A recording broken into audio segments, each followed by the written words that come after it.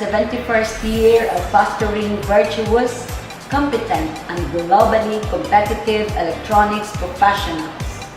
IECEP is embarking the virtual world to deal with the new normal. Bolder, remodeled, revamped. Ladies and gentlemen, global engineers, welcome to our YouTube channel.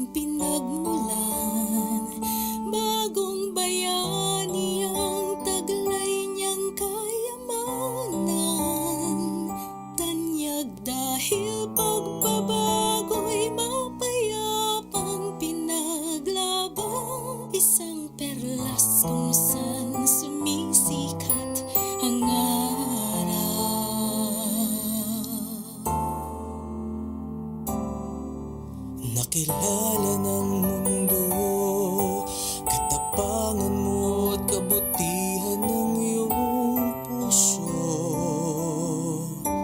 Ipagpatuloy mo at hikain ng mga bayaning nagbuwis ng buhay para sa iyo.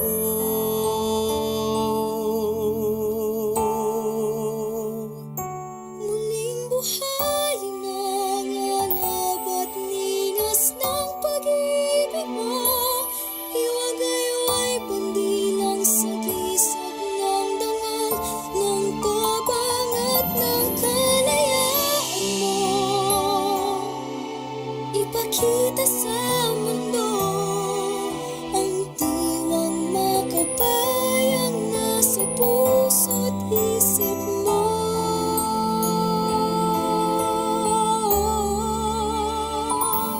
Ika'y isang lahing pinakala ng may kapal. Katatagan at tapang mo'y inubog ng kasaysayan. Tapatan mo karangalan ng iyong lipi na itatanghal. Kahit saan pa man, taas noo kang hahakbang.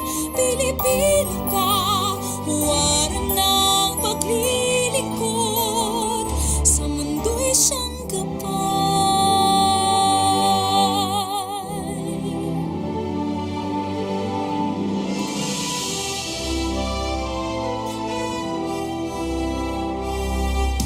Saan mang panig ng mundo, laging angat ang king galing mo at talino.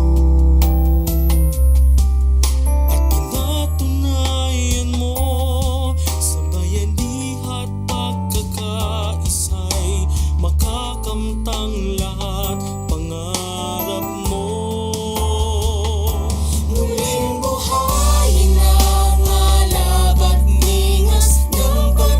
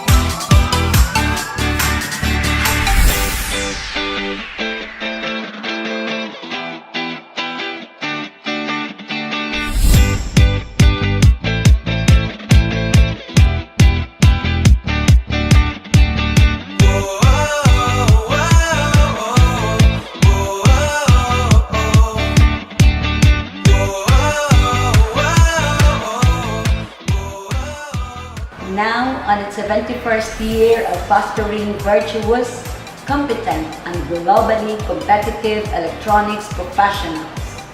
IECEP is embarking the virtual world to deal with the new normal. Bolder, remodeled, revamped. Ladies and gentlemen, global engineers, welcome to our YouTube channel.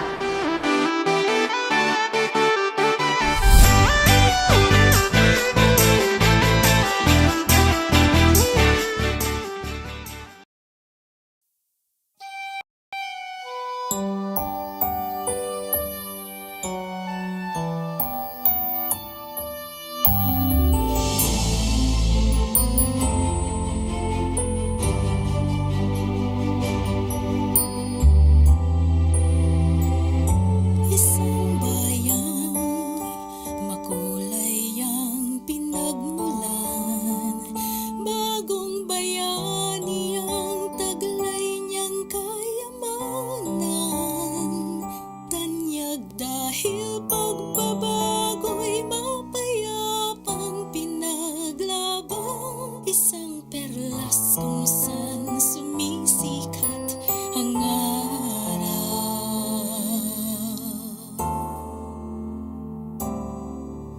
Nakilala ng mundo, katapangan mo at kabutihan ng iyong puso. Ipagpatuloy mo at hikayin ng mga bayaning nagbuwis ng buhay para sa iyo.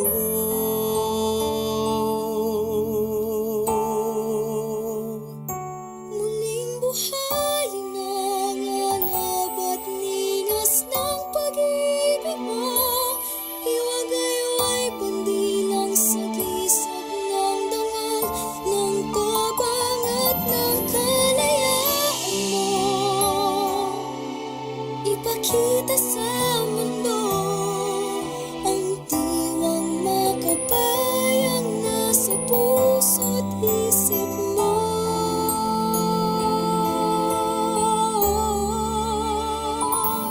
Ika'y isang lahing pinakala ng may kapal. Katatagan at tapang mo'y inubog ng kasaysayan. Sa katapatan mo, karangalan ang iyong lipin ay itatanghal. Kahit saan pa man, taas noo kang hahakbang. Pilipino ka, huwaran ng paglilingkod. Sa mundo'y siyang gabay.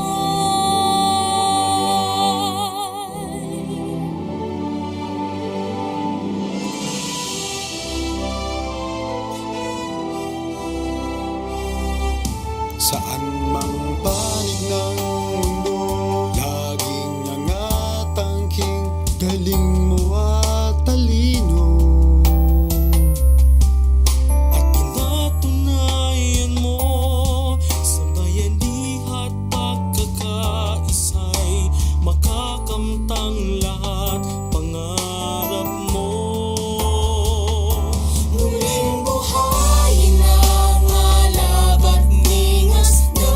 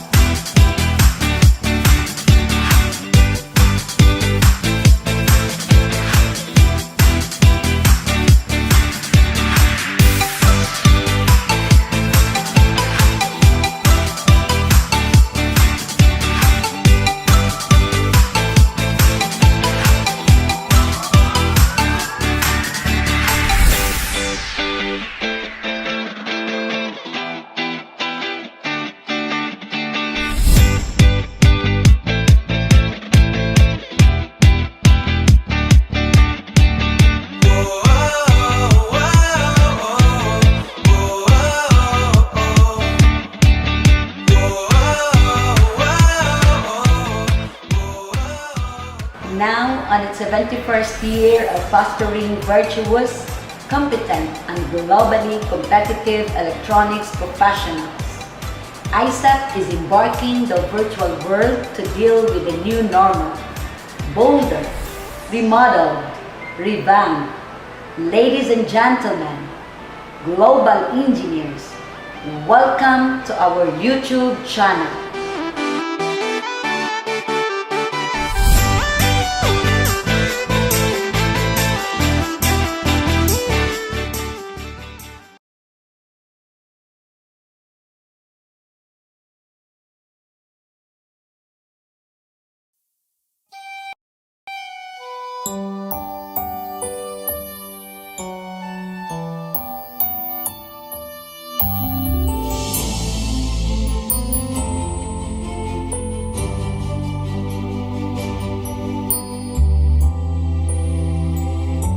Isang bayan, makulay ang pinagmulan.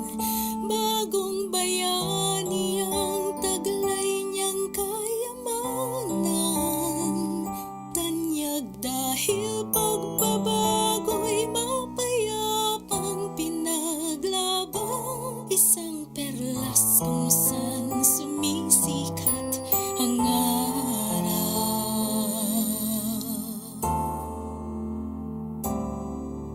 Nakilala ng mundo, katapangan mo at kabutihan ng iyong puso. Ipagpatuloy mo, adikain ng mga bayaning nagbuwis ng buhay para sa iyo.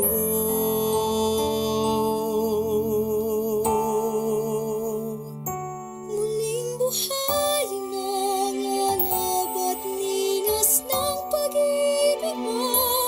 Iwagayway pandilang sa gisag ng dangal ng tabang at ng kalayaan mo. Ipakita sa mundo ang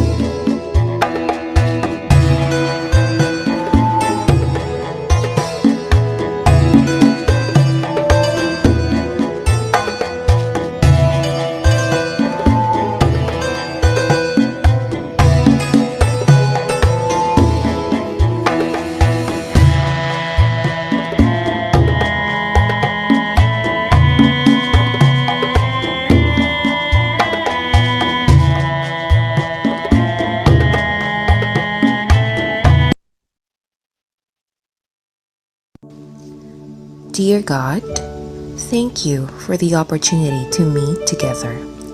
Please help us to come together to make this institution reflect your kingdom. Breathe life into our ideas and decisions. Help us build a team that has love and respect at its heart. Give us the strength to continue working for your kingdom in this time of pandemic. Lord, come give us the inspiration to be the best we can be. May we be a shining example of your goodness and truth within, wherever we are. Inspire our thoughts, discussions, and ideas, and continue to remind us that all that we do here today, all that we accomplish, is for the pursuit of truth for the greater glory of you. We ask these things in your name. Amen.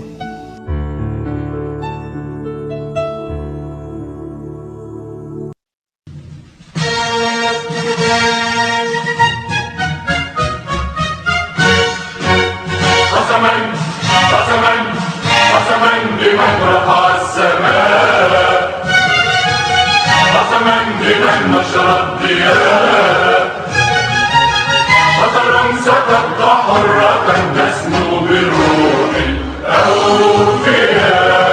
سيروا على نهج الهدى سيروا، وعلى ضياء الأنبياء.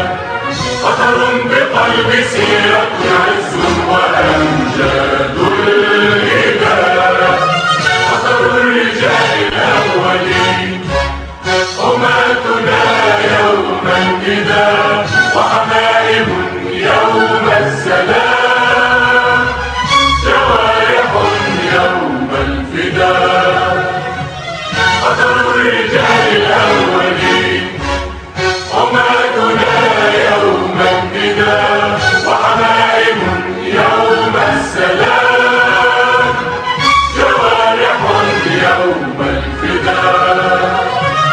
قسما قسما قسما بمن رفع السماء، قسما بمن نشر الضياء.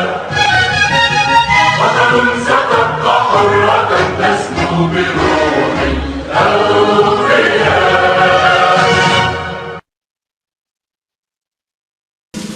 Mga kababayan, ang pambansang awit ng Pilipinas. Kayang magiliw, kaya sa silanganan, alam ng puso, sa titik mo'y buhay. Lupang hinirang, kuya ka ng mahiting, sa mandulupin, di ka pasisingil, sa nagalang tunog sa simoy at sa langit mo pagkaw, ay hinatang tulagaw.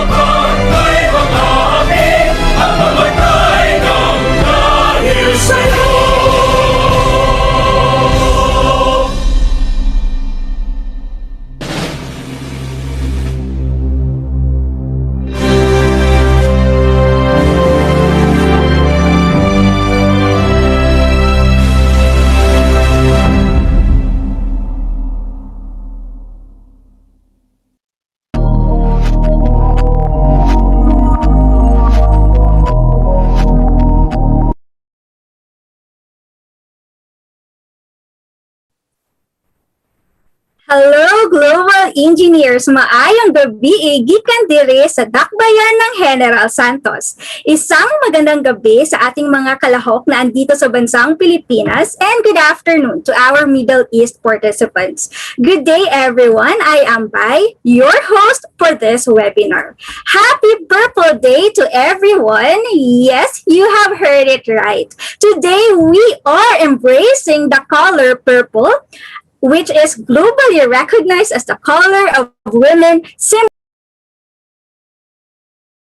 symbolizing justice and dignity, as IECEP QATAR and SOCCSKSARGEN collaborate to fully support the Philippine Commission on Women in the celebration of the National Women's Month. That is why I am requesting our dearest participants to please type #WomenMakeChange in our chat box or in the comment section of our YouTube live to show support for gender equality and women's empowerment. The 2021 National Women's Month celebration served as a tribute, a platform, and a call to action that highlights the extraordinary roles of ordinary Juanas in the society as trailblazers and harbingers of change. This celebration is also a venue to discuss and address the issues that women continue to face so empowerment can be fully achieved. So this campaign is also a call for concrete, sustainable, and inclusive actions towards gender equality. It is indeed incredible that IECEP, if I may say a male-dominant organization, support this kind of celebration. It is empowering for women like me, knowing that IECEP values the role of women in our organization. Kaya po maraming salamat po sa lahat ng ating male engineers. Your support gives also a powerful impact to our Juana ECEs. So this webinar is our second and final tranche of our March back-to-back webinar, and we will be ending it with a bang as we give to you this tremendous webinar entitled Women Leaders in Engineering, Achieving an Equal Future in the Time of Pandemic by one of IECEP's beaming pride, an epitome of an ECE woman, our very own IECEP National President, Dr. Michelle Lawas. So sit back and relax. We hope that you will be enjoying this webinar. So to kick off our program for today, let us hear a message from a purposeful and passionate woman. She is indeed one of the great leaders here in our organization because she is a truly and envisioned woman. Ladies and gentlemen, let us give a virtual of applause to IECEP SOCCSKSARGEN Phenomenal Governor, Engineer Tanya M. Osorio. Ma'am? I think you're still on mute. Oh, okay. Sorry. It's weird. I can't see myself. Wait, hold on. There. Okay, okay na ba? Is it okay, Yes. Bay? Yes po. Naririnig po ako ng maayos, ano? Yes po. Ayan. Okay, thank you so much, Bai. Thank you for the very generous introduction. So indeed, women make change. And definitely I agree with what Bai mentioned earlier.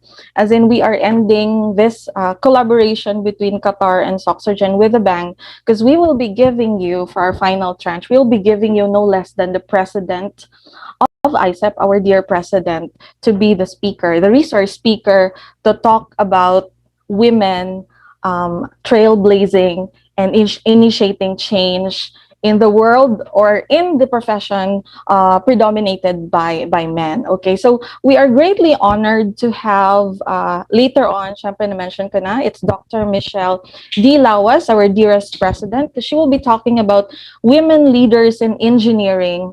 We are basically achieving an equal future in the time of pandemic. And I would agree with what Bai mentioned earlier. This this particular webinar is a tribute and a platform for us to really highlight the extraordinary roles of women engineers in the society. As I mentioned, we are initiators and prime movers of change. But this time around, this year's campaign, this is actually different from the previous ones because it is set in the COVID-19 pandemic backdrop, which of course, right now is we are in a pandemic. This poses both challenges and opportunities for women. Hence, this year's observance really highlights women's participation in battling the pandemic. So I hope you would, especially to our participants right now, I hope you would be learning a lot from our webinar tonight. And apart from the learnings, of course, you get to have 3.5 CPD units as well, because this is an approved webinar approved by our PRC CPD Council.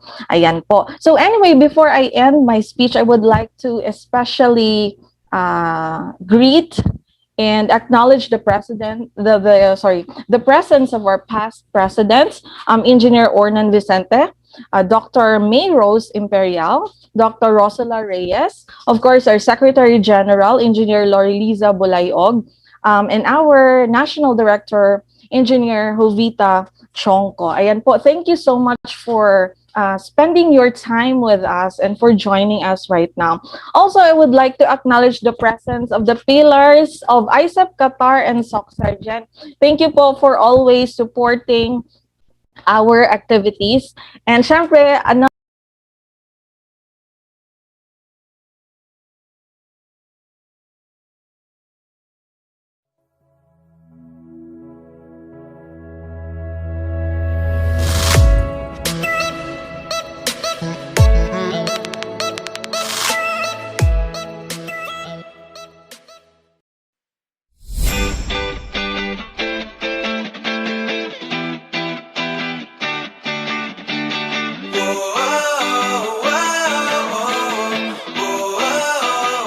kindly click the subscribe button. Ayan. So anyway, before I hand you over back to Bai, I cannot end my speech without thanking the hard work and commitment of the IECEP, QATAR, and SOCCSKSARGEN officers. So thank you sincerely for the awe-inspiring amount of time and effort you spent in ensuring that this collab goes on without a hitch. So to Gov Kensley, hi Gov, thank you for the seamless collaboration and partnership. Of course, Gov Kensley and I are one in saying that we feel incredibly proud to be with a group of selfless, energetic, youthful, and dedicated officers. So maraming salamat po from the bottom of our hearts. We will see you all again in our future collaboration. So we are in Cagayan de Oro City right now. Maayong gabi kaninyong tanan, and back to you. Bye. Thank you so much, Gov Tanya, for that warm welcome. So, Chada Cagayan po dyan. Chada Cagayan, definitely. All right, so moving on. In this juncture, let us hear another message from the person who brings a positive light to IECEP Qatar. He is indeed a strong leader because he embodies his message. As Brendan Bertrand once said, leaders have to stand for, demonstrate, and show and portray what they really believed in. Ladies and gentlemen, help me welcome IECEP Qatar Governor Engineer Kensley Armon Manese. Sir? Hi, thank you, Miss Bai. Just want to check, audio check lang po. Can you hear me? Yes, okay. Okay, thank you very much for that. Good evening, good afternoon, and good day to all our participants and guests. I believe BCs will be here later. Our national boards, BODs, former national presidents and BODs, chapter officers and members. Believe sina Sir Ornan, thank you. Nandito sila. Ma'am Arsol, Ma'am May Rose, Ma'am Jov, and Ma'am Lori. And sorry kung may hindi pa po ako nabanggit. Thank you for for your attendance.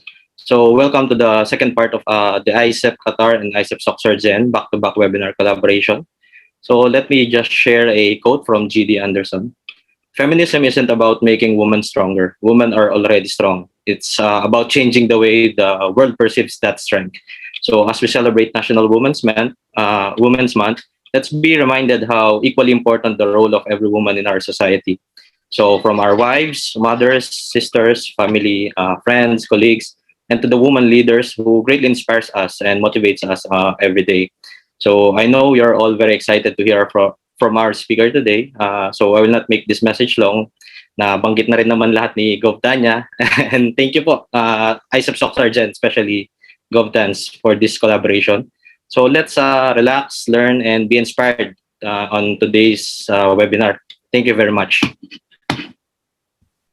Thank you so much, Govkens, for that hearty greeting. So now, we want to inform our participants and guests that this session is being recorded. So we are also streaming live in our IECEP National official YouTube page. So please visit youtube.com/IECEP National Official. So to all our participants, we are requesting you to hit the subscribe button of our YouTube channel and click like and share our YouTube live. So shout out to all our YouTube participants, and we hope that you will be enjoying learning with us. All right. So before we proceed to our technical session, let us first orient ourselves with the house rules to ensure that we will have a smooth, fruitful, and engaging webinar. So let me call on our beautiful and charming IECEP QATAR Publications Committee Head, Engineer Mylene C. Capile. Ma'am. Thank you, ma'am. Good day, everyone. Let me read to you our house rules for today's webinar. First, you have to turn off your microphone and your webcam. Type your registered name as your participant name. The name that you will be using upon sign-in shall be cross-checked with our list of registrants, and the same would be reflected on your e-certificate. Please be respectful and treat everyone how you would like to be treated. Be an active participant. You may direct your topic-related questions in Zoom's Q&A box. And please do not directly message your questions to the speaker. We will try to cover all of it during the Q&A session. No spamming in the chat box. And you were enjoined to attend the whole duration of the webinar. We have a strict attendance system in place, and checking shall be done from time to time. Your attendance will be invalidated if you do not complete 90% of the session. An evaluation test shall be provided to gauge the learning gained in this webinar. The attendance quiz evaluation form link shall be posted in the chat box after the Q&A session. You are urged to accomplish this form before the webinar ends. The attendance shall be submitted to PRC or the ECECPD Council immediately after the end of this webinar. And lastly, keep an open mind and enjoy the webinar. That would be all. Maraming salamat po. Thank you so much, Engineer Mylene. All right. So now that we are oriented with the house rules, let me first discuss one of the frequently asked questions: how to qualify for e-certificates. So to qualify for our e-certificates, first is that you are a registered participant in our event. Second, make sure that you have completed 90% of the session, because the main purpose is to ensure that you will gain knowledge and skills from our session. Please note, as mentioned earlier, we have a strict attendance system in place, and checking shall be done from time to time. And we have our attendance committee who will be double checking your attendance. Third is you should also pass the evaluation test and have accomplished the post-webinar evaluation survey. So there will be one link to be provided for the attendance quiz evaluation form in our chat box later. So we enjoined everyone to please accomplish this form before the webinar ends. And please note that your certificates will be available on the My IECEP website. So moving on Let us showcase our ISAP webinar by posting to your social media accounts by sharing our YouTube live using our official hashtags, which are hashtag Women Make Change, hashtag One ISEP, hashtag ISEP Turix, and hashtag Mabuhay ISEP. So to our participants, pakishare naman yung ating YouTube live in your social media accounts. All right. So now, moving on, let us now proceed to our technical session. So we celebrate women trailblazers in politics, governance, and other areas of public service and development efforts, especially during this COVID-19 pandemic. Women from all walks of life have in their own way shown leadership and compassion in the delivery of inclusive, innovative, and effective responses to the pandemic. In every family, in every barangay, every island of the nation, and every small or big organization with Juanas who takes the roles of solution providers, peacemakers, and trendsetters during these difficult times. So in line with the 2021 National Women's Month celebration slogan, which goes, Juana, laban sa pandemya, kaya. This webinar will provide insights on the significant role of women leaders in engineering and attaining an equal future in the time of pandemic. So ladies and gentlemen, to introduce our resource speaker for today, let me call an inspirational leader. He is one of ICEP's encourager. He motivates us with his passion and his example. Help me welcome ang Lodi nating lahat, the 2021 Technical Development Committee Chairman and ICEP National Advisor, Engineer Adonis Q. Talabo. Sir?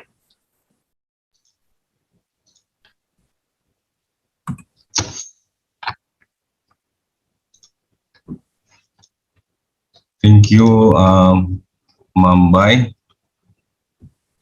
Tinuod itong gisulti ni Ma'am Bay, Ma'am Tani. Tinuod, sir. Tinuod ba? Nagunsa mos Cagayan.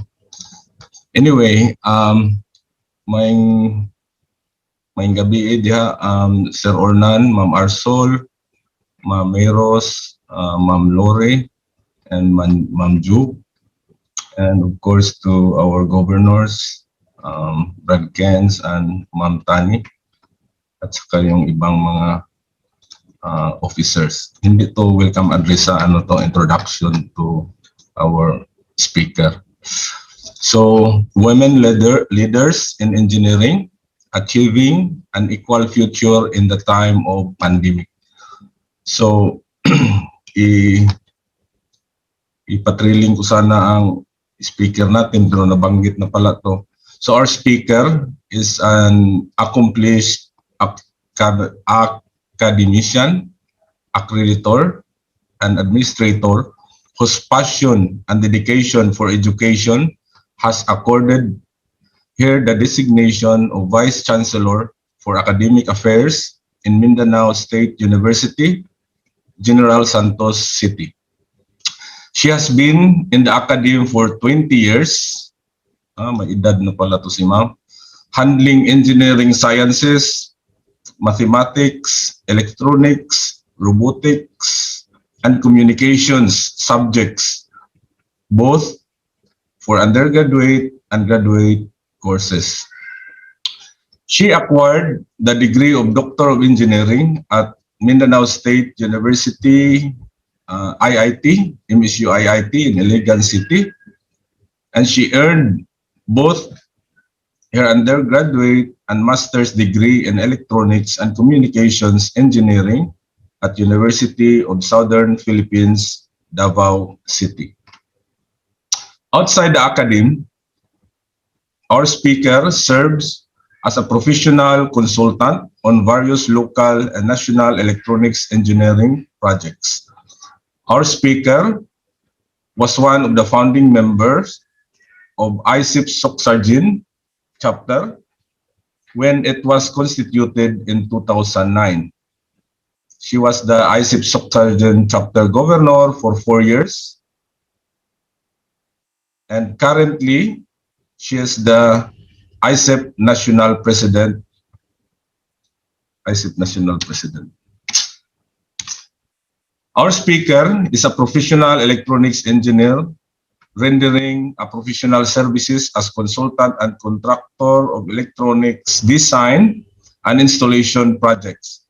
She is an expert in electronics engineering design for auxiliary equipment, and her present involvement in building management system project has driven her to advocate for automation to be implemented on buildings. She is also involved in engineering research, and her studies entitled Dynamic Gyroscope Sensor Fusion and Calibration using Kalman Filter. Another one, Sensor Fusion of Smartphone Avionics Integrated Systems for a Fixed Wing Unmanned Aerial Vehicle, and a microcontroller-based Steward Motion Simulator with PID tuning, where she received a Best Paper Award. Pasensya na, malapit na to. 5 page to, sinamarize ko, nagiging 2. Had been published in international, those researches had been published in International Journal of Engineering and Technology and IECEP Journal.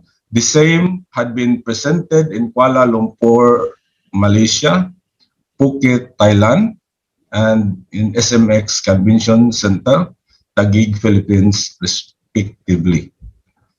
She was also one of the PTC Women Engineers Network Inspiring Filipina Engineer in 2019. Please help me welcome our speaker for today, no other than our National President, Dr. Michelle D. Lawas. Hello, thank you so much.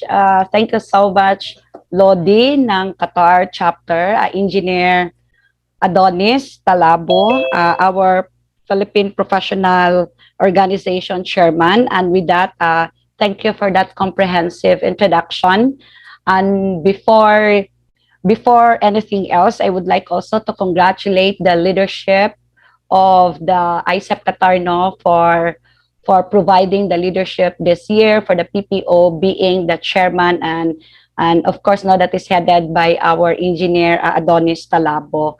So with that, congratulations from your IECEP family. We are so proud of all your achievements and all your for your providing leadership in the PPO in Qatar. So with that, again, good afternoon everyone. Magandang gabi sa lahat. And this is a greetings from Cagayan de Oro City with love. Actually, we are here with Engineer Tanya Molarto in Cagayan de Oro for a very equally important transaction in line with our work in Mindanao State University. We are attending the Board of Regents meeting, and with that, this is also along with some of the activities pertaining to the preparation with, of course, with other executive officers in IECEP. And we are also having our meeting for our preparation, of course, for our yung sa mga holding in abeyance natin with our stand and opposition letter to the BFP and all of that. So again, greetings from CDO with love and good afternoon and magandang gabi po sa ating lahat dito sa Pilipinas. So this is another collaboration between IECEP Qatar and IECEP SOCCSKSARGEN. And I would like to congratulate Engineer Kensley Manesi and of course Engineer Tanya Pularto for coming up an activity which is in time with our celebration, along with, this is a back-to-back actually with our Fire Prevention Month. And of course this is also the along with the Technical Development Committee, wherein this is pursuant to our mandate to provide quality seminars if technical development as well as for the soft skill development for all our members. So with that, this evening or tonight, we will be talking about women leaders in engineering. So achieving an equal future in the time of pandemic. So our overall, the overall presentation and our topic for tonight's, I will be presenting to you a new update for the COVID-19 because this is in line how women engineers participate and how women engineers take part being the frontliner in times of pandemic, in times of COVID-19. So with that, for our second wave, or it could be the third wave in the Philippines and second wave in some part of the world. So I will be presenting to you an overview and updates on how COVID-19 and the new variant of the COVID-19. And aside from that, we will also discuss the quality of women leaders because we have also on board some of our women leaders, our former presidents of National IECEP, and we have also the governors and some of the members who take the lead in our organization and in their respective workplace. So we will also discuss the defying gender stereotyping at the core of COVID-19 recovery. Then we will also discuss how this Republic Act 9262, and this is the VAUSI. This is an act for the violation of women's and children. This is about the protection, to provide protection for the women's and the children against violence. Then we will also discuss how women engineers are making a difference in the age of pandemic. So with that, I was also really delighted, because I was invited by the Philippine Technological Council in line with their preparation in the Women Engineering Month network for the celebration of the Women's International. And we spoke about how women engineers in every field, in all the endeavors in the COVID-19, how electronics engineers, civil engineers, mechanical, sanitation, and all trade in engineering, na ano ba yung ginagawa po in this time of pandemic. So women leaders in engineering. Okay, so that would be my presentation for tonight. And with that, I would like to begin, of course, by acknowledging the enthusiasm.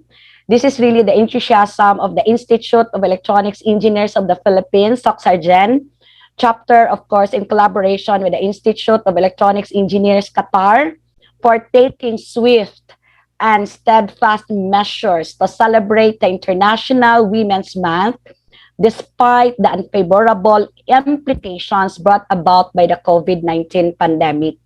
So this new venture is actually of this remote online celebration serves as a manifesto that shed lights on the exceptional role of women leaders in engineering like us in the society as a frontiers and catalyst of change. Okay. So I will also discuss with you the gender and development equality, how the Republic Act 11313 or Safe Space Act, and this is also the policy of the state to value the dignity of every human person and guarantee full respect for human rights. And we will also discuss how this gender and development take place, and we will be integrating this one in the women in leadership. But overall po, our discussion is really the qualities of women leaders in this time of pandemic and in this time of generation.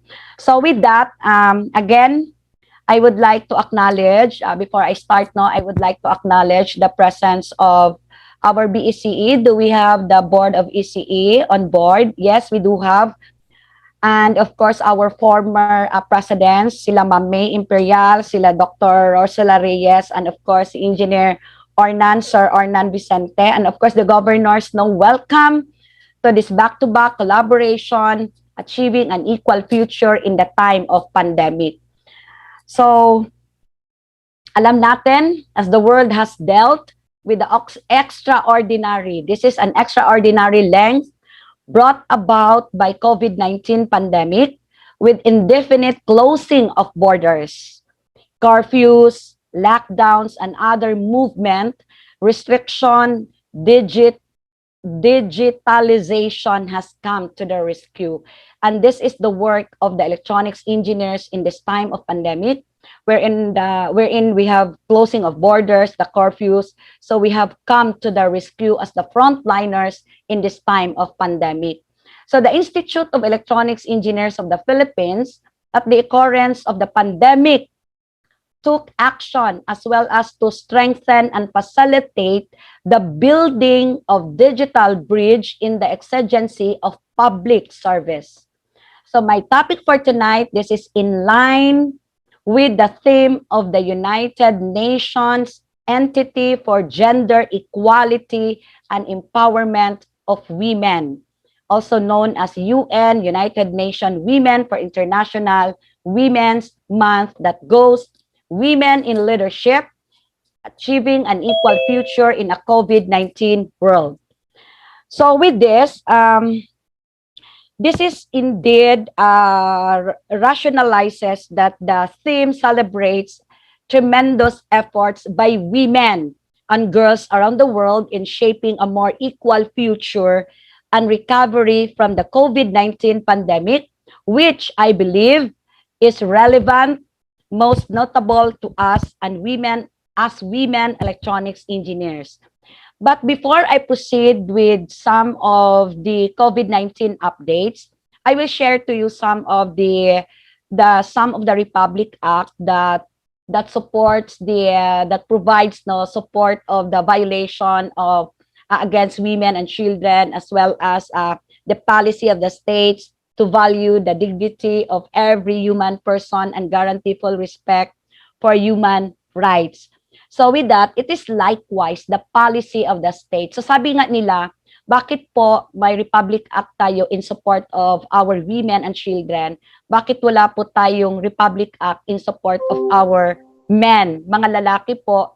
Kasi it's not true and it's not true na lahat po ng mga battered ay mga babae lang po. Meron din po palang mga battered husband, mga battered boyfriend, and with all of that.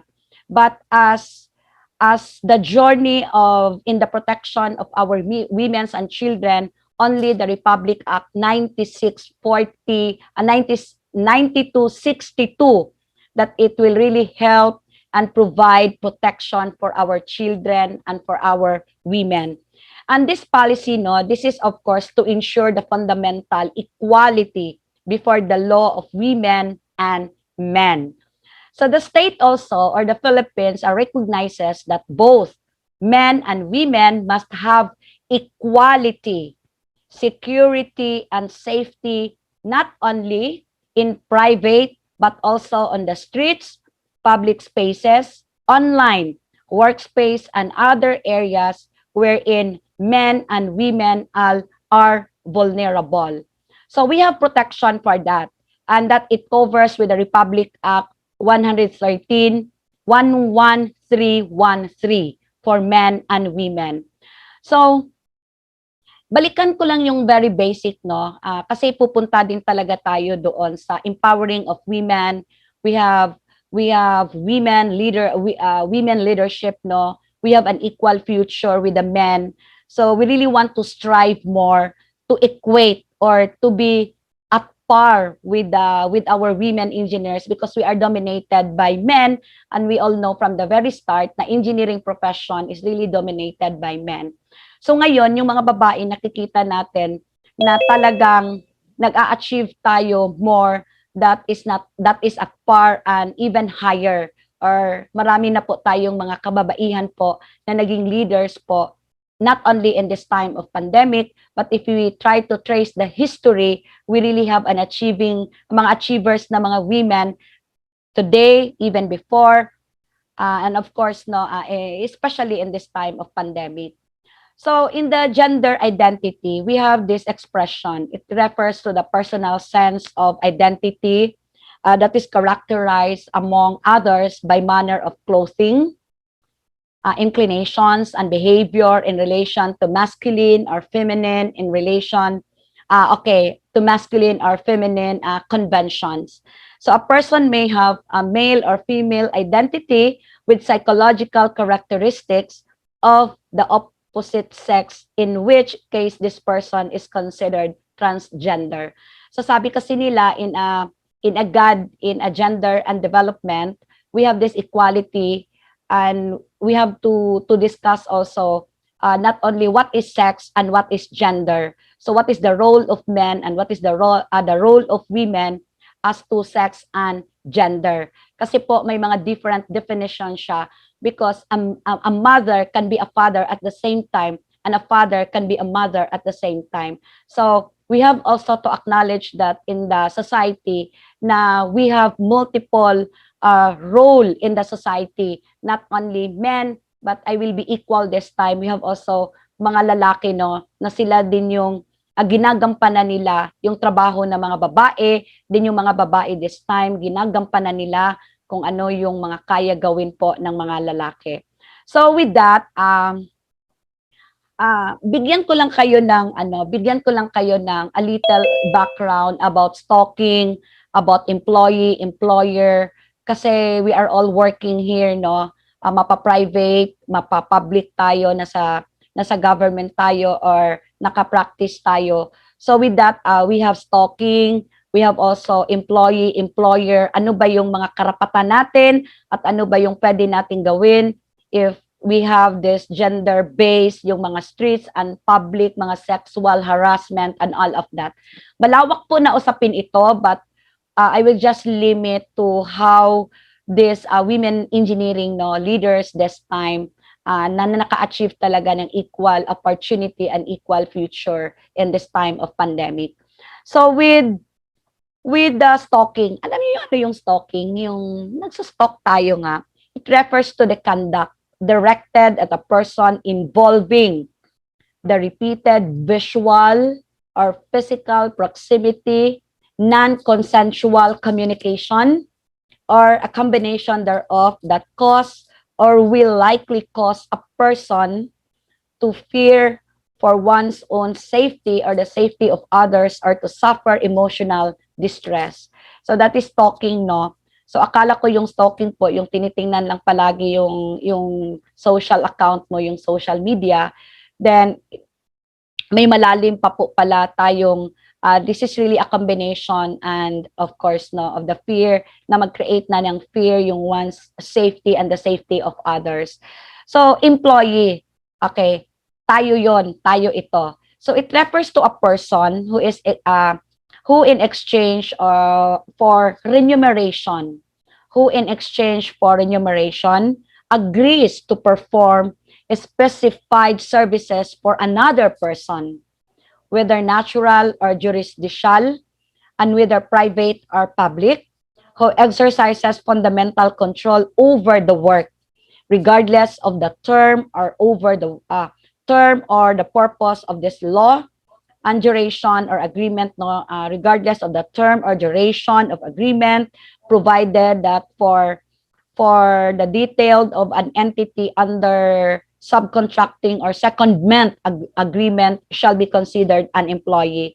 So with that, kasi kailangan natin, kasi we are trying to really exceed what the men can do, then dapat alam natin ano yung mga karapatan at alam po natin kung ano po yung boundary po ng mga women at saka men. But for the employer, it refers to a person who exercises control over an employee. So ito po yung mga employer natin. Provided that for the purpose of this act, the status or condition of the latter's employment or engagement shall be disregarded. Engagement, gender refers to a set of socially ascribed characteristic norms, role, attitude, social behavior of men and women, and the other relation between men and women.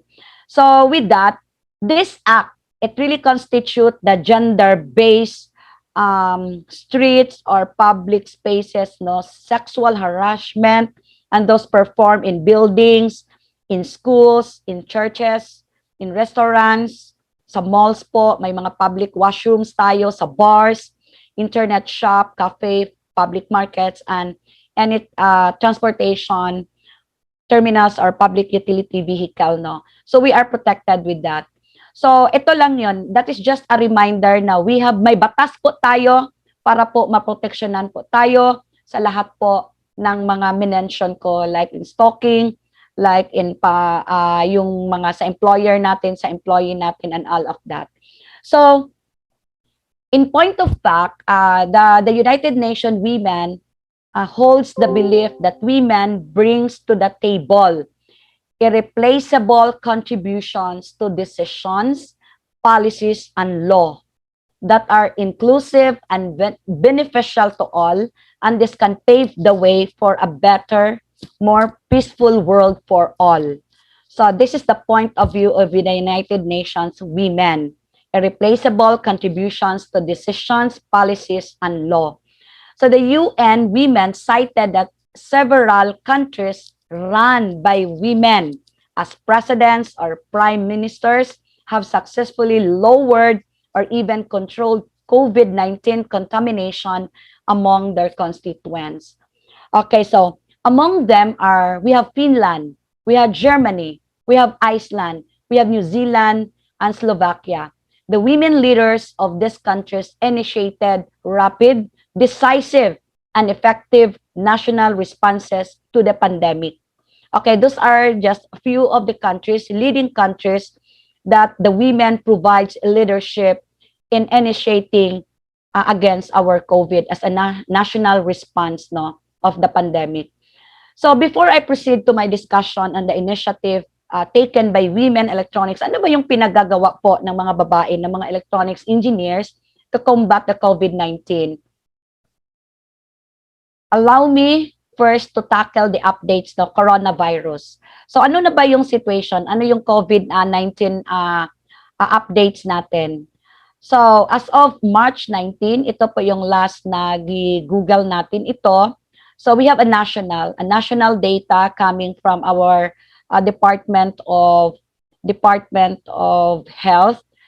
We have confirmed cases of 648,066. Then we have death already, the 12,900. Then recovered 561,902.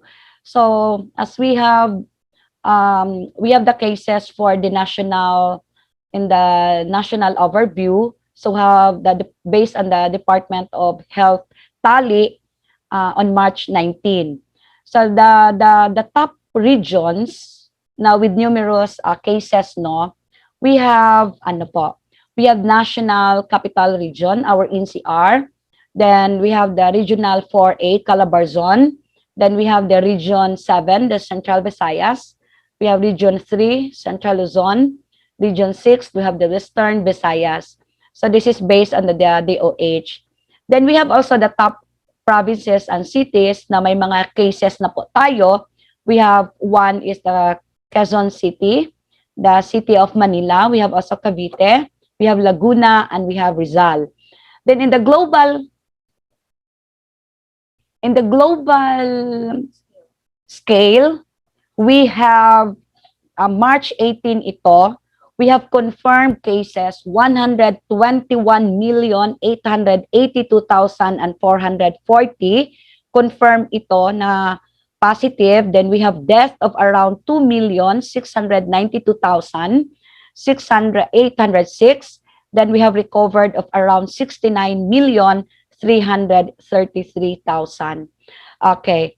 So with that, with our siguro nasa third phase na tayo, no, or second wave na pala tayo in other part of the world, then sa Pilipinas never tayo nag-flatten, pero siguro tawagin na lang natin nakapag wave 3 na tayo. So kasi nga tumataas na naman yung cases natin based on the data presented. So we have new variant of COVID-19. And the Philippines on March 13 confirmed a new variant, no, first detected in the Philippines, calling it patient 3 with a total of 98 cases so far detected. Then the Department of Health also confirmed the detection of the more transmissible Brazil variant the P.1 in a Filipino who had returned to the Philippines from Brazil. So the P.3 or patient.3 pertains to a variant containing the mutations of concern. So previously detected in the Philippines, it is not yet proven, however, that the variant is more transmissible or may cause problems with vaccine efficacy. So this is a challenge to all of us, no, because we have now the Department of Health and the Philippine government is promoting vaccine that all frontliners and lahat po ng Pilipino should have this vaccine para po ma-address yung mutation at ma-address po yung problema ng COVID-19.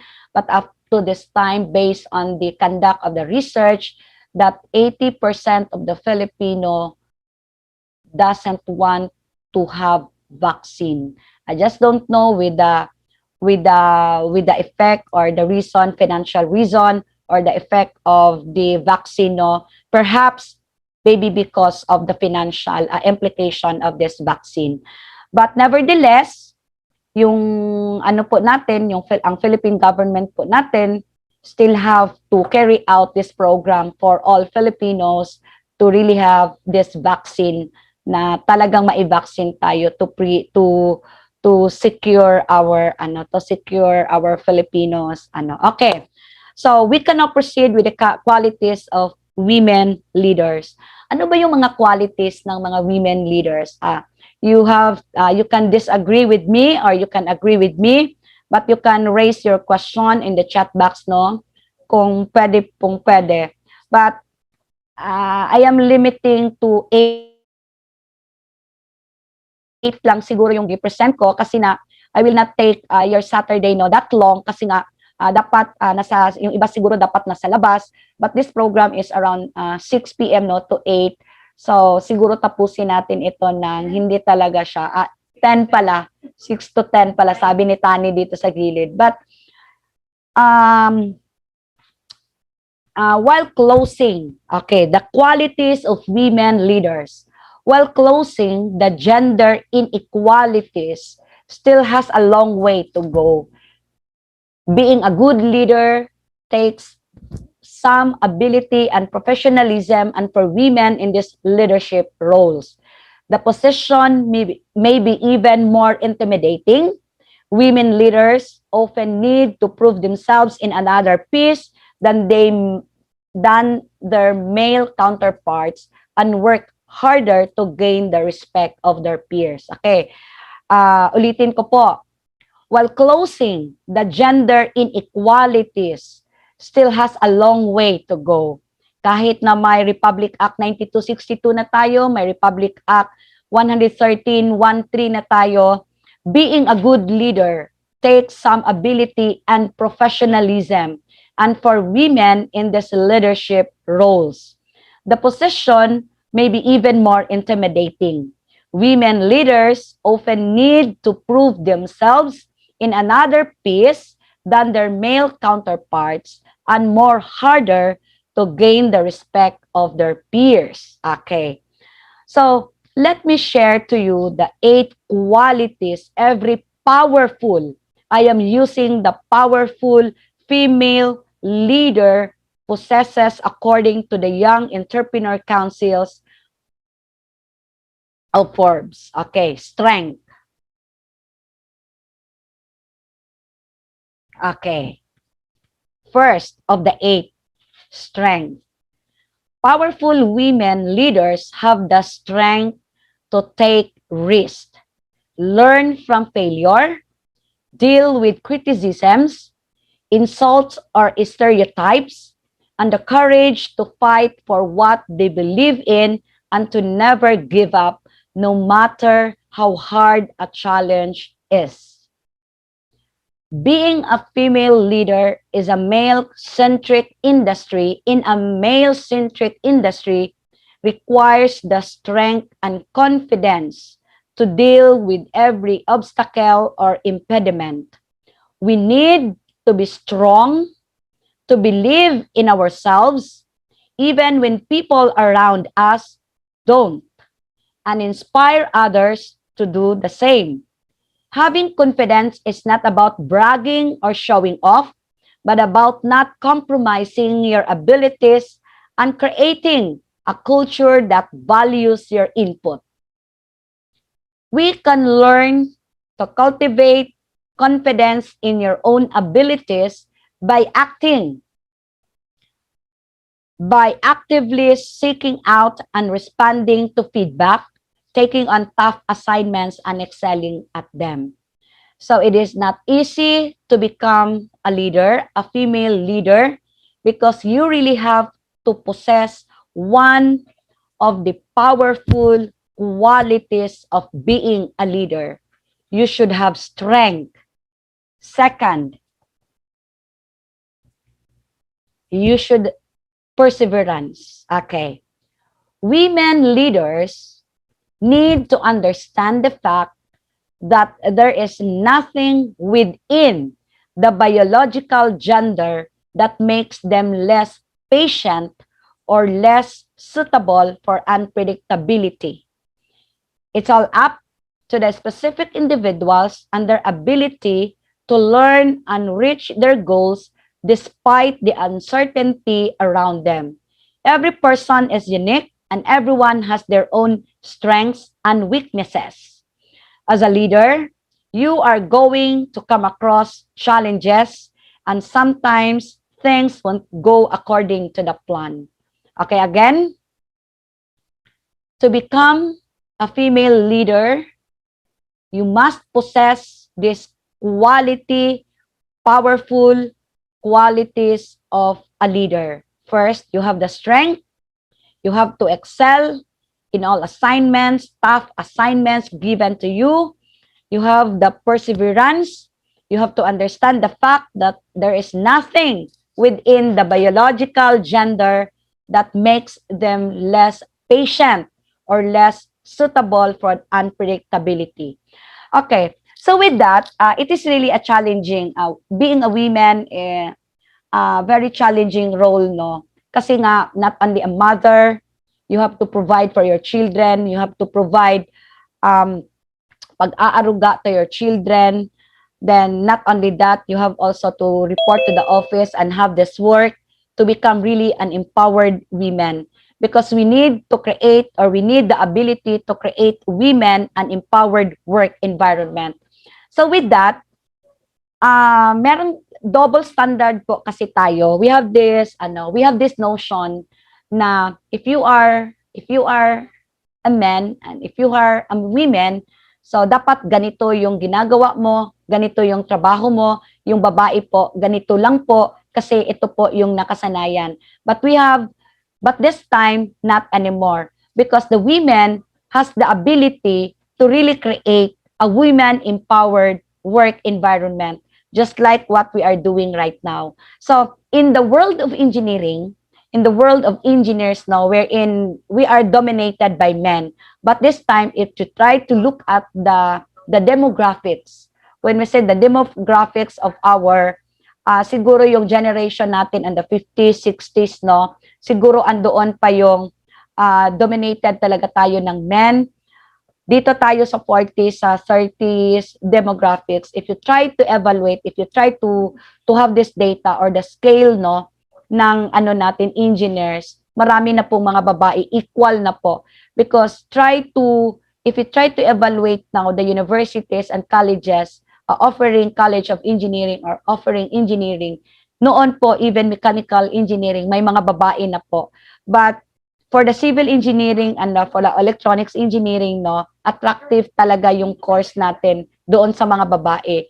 But not only that, kasi this time, even nung mga other profession po natin, sabihin natin dominated by men, pero equal po, if you try to look at the men and the women in attendance, almost equal na po yung ating production po ng mga new engineers in the universities. Okay. So, I will be sharing to you the third powerful quality, the ability to create women-empowered work environment. So, women leaders possess the same traits as their male counterparts. Bakit ba tayo nagkukumpara tayo talaga ng mga lalaki? Because trying to really not at par with the men, no, in the work field, in the workforce, kahit na po sa mag-asawa ngayon, you have equal obligation in terms of financial, in terms of your responsibility to your family and to your children. Yung pag-aalaga po ng pamilya, hindi lang po role ng babae, hindi lang po yung paghahanap ng pera, hindi lang po role ni lalaki. But this time, we have an equal opportunity and we have this equal obligation kasi po, yun na po yung generation natin this time. So, the vision, perseverance, so yung traits talaga ng male counterparts, okay, women leaders possess this, no? Same with the men. They have the vision, perseverance, the empathy, the passion, etc. Okay, tangible. We have also some intangible traits, no, for women, and same with our male counterparts. But one thing that next generation leaders, women leaders, need to have is to truly be at the forefront of creating women-empowered workplaces. While some policies have changed over time to create gender-equal workplaces, most have not been revamped to keep up with the times. We still see very few women taking leadership position. Now is the time for female leaders to play a crucial role in redefining the future by building a work future that embraces women. We add diversity into the workforce, into the workplace, that we might feel to look and act a certain way, and so as to not upset the strong preconceived notion that surround us regarding women engineers. Okay, so as women, we add diversity into the workforce because we really do have a unique way in solving problems. Ito sa bangko na naman yung mga babae dito. We have a unique way in solving problems. We set aside the pressure that we might feel to look and act a certain way so as not to upset the strong preconceived notion that surround us regarding women engineers. So, again, this is another challenge to define us, that every powerful female leaders must possess these qualities. Okay, so first, we need a strength, perseverance, and we have the ability to create women-empowered work environment. Okay, so another thing, the fourth one, again, I prepared 8, but this is not limited to 8. We could have some more qualities, no, that will define, that could define powerful leadership, and that could define women as a good leaders, or can be a good leader that is at par with the women leaders. Okay, next is the adaptability. Ano ba yung nasa babae po in terms of adaptability? All leaders, whether male or female, need to be confident. Okay, yun talaga yung kailangan doon. Creative and persevering. But above all else, they need to be adaptable in the change, in the need of time, with the current situation. Not only that we are confident, not only that we are creative, that we are persevering to whatever situation that may come in, but above all else, we need to be adaptable in our situation. So every work environment will have a unique set of demands.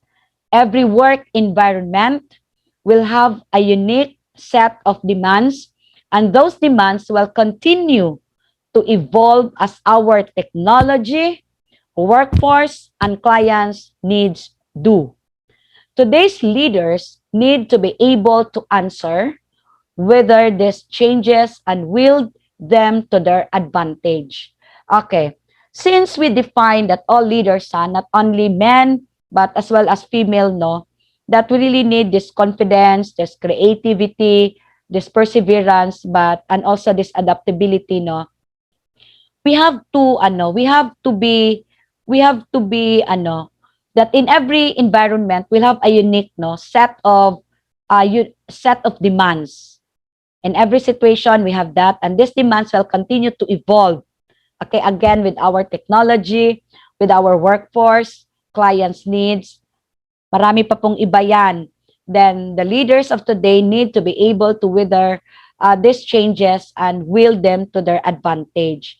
So if you are creative enough, then of course, no, we can be at par with the men leaders, and we really have to take the responsibility and all of the efforts, though we have the gender equality and we have this gender development, no, equality for men and women. Okay, so the fifth one,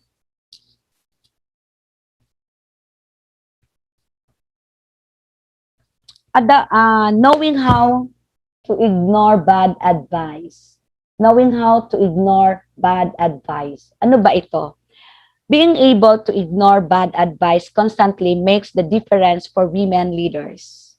I do not know if you will agree with me or not, but being able to ignore bad advice constantly makes the difference for women leaders. Women usually have more caring responsibilities than men. I do not know if you will agree with me again, and have to handle a range of issues at one time, leading to decisive action. Somehow, we have to allow ourselves to express our own unique feminine qualities and thereby start changing and shifting the stereotypes of what an engineer looks like. Okay, knowing how to ignore bad advice. Totoo ba ito? Okay.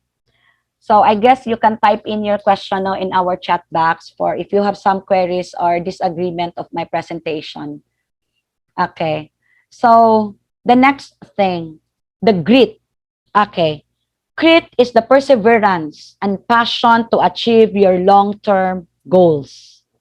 Today is filled with uncertainty, and we all know that we are full of uncertainty, no, and vulnerability as we combat our COVID-19, no, as we continue to combat. But with that uncertainty creates distractions, stress, and obstacles. But with that, having the grittiness to thrive in the face of diversity is necessary to be successful long-term.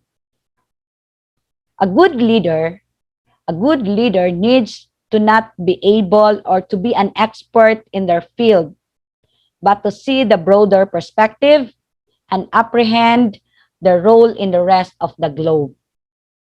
Okay, so the perseverance and the passion to achieve our long-term goal, today is we have field of uncertainty, and we all know that, no, and that uncertainty will create all of us distractions, the stress and obstacles and all of that.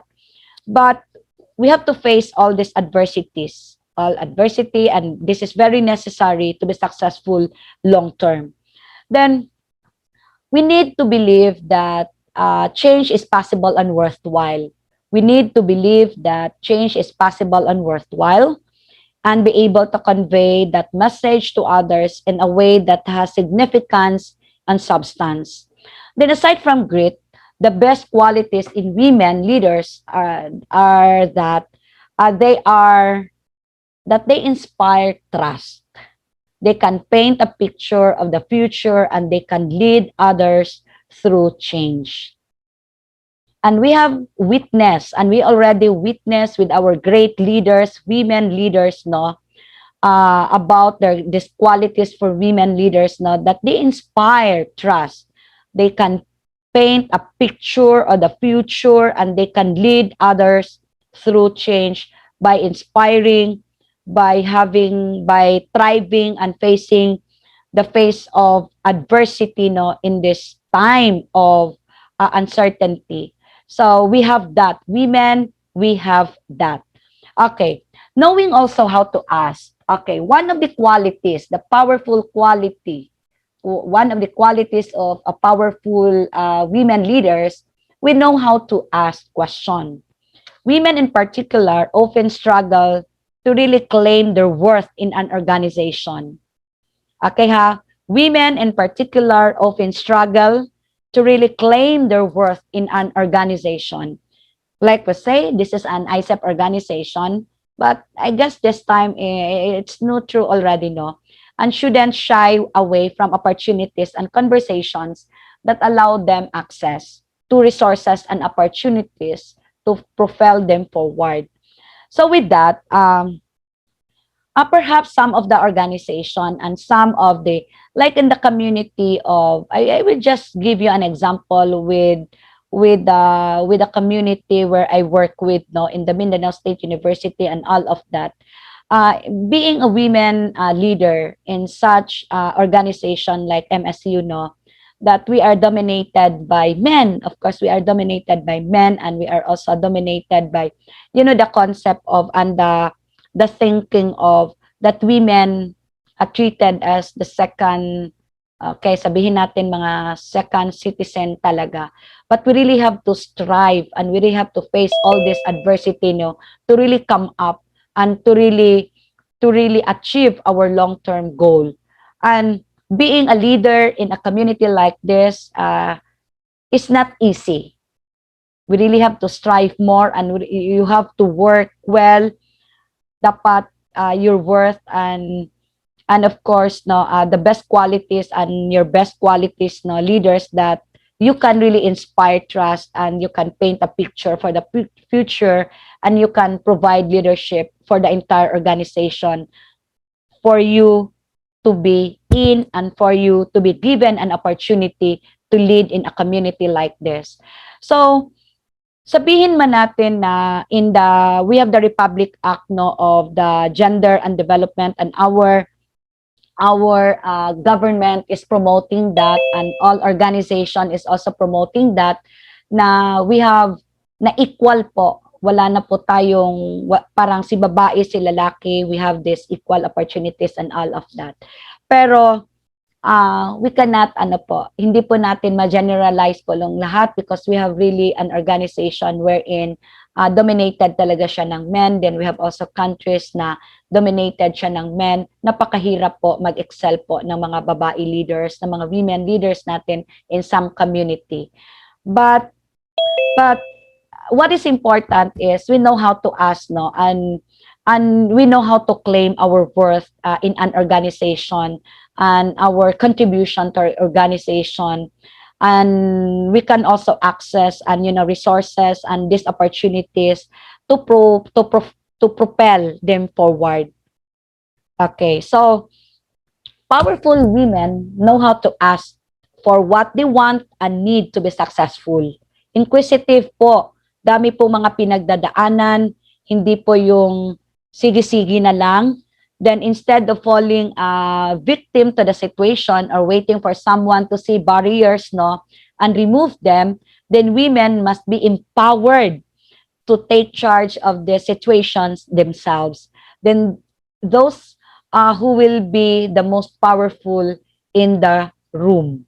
Okay, so we need to lift up each other, not because we want to really come up with a leadership, no, that is headed by or lead by women engineers or women in every organization, but we have this equal opportunity. And what is also good in managing upward and forward po, and to continue our progress, and we need this powerful personality, and we have this powerful qualities for us to really foot forward, and not at par with our men engineers and men leaders. So we need that to have the most powerful in the room. If it is a woman, then that will be, if that is a woman, then that would be good. If that is a man, then we need to lift up each other for us to move forward and to provide leadership for the entire organization. Okay, so the last one, the last quality that I will be sharing to all of you is knowing how to ask. No, this is Dano. We have the last one, tenacity. Okay, tenacity. Women in leadership positions often face certain challenges that men never will.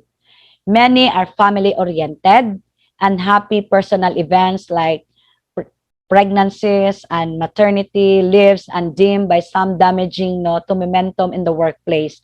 Kaya nga meron talaga tayong in a company it could be a private or a government entity but we have equal treatment naman in all our workforce, in all our human resources.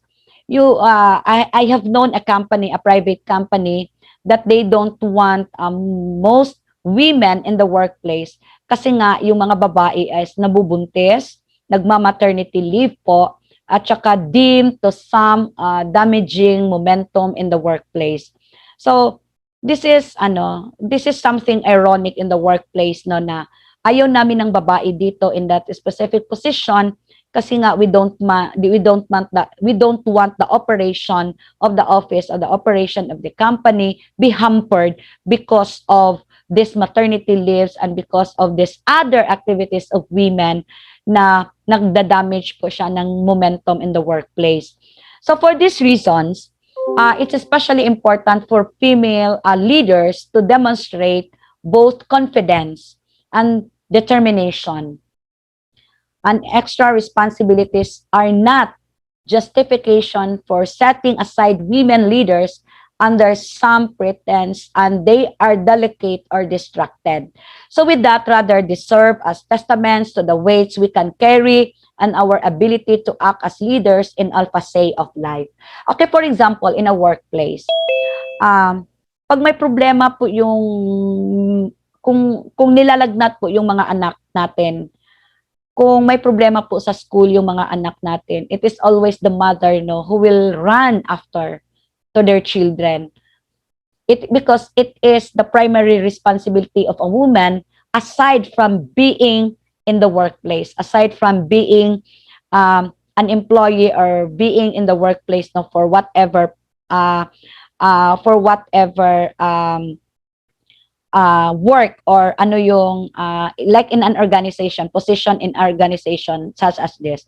So again, I have known a company, it is a private company, that they don't want women to be the majority in that specific area because they don't want to damage the momentum in the workplace.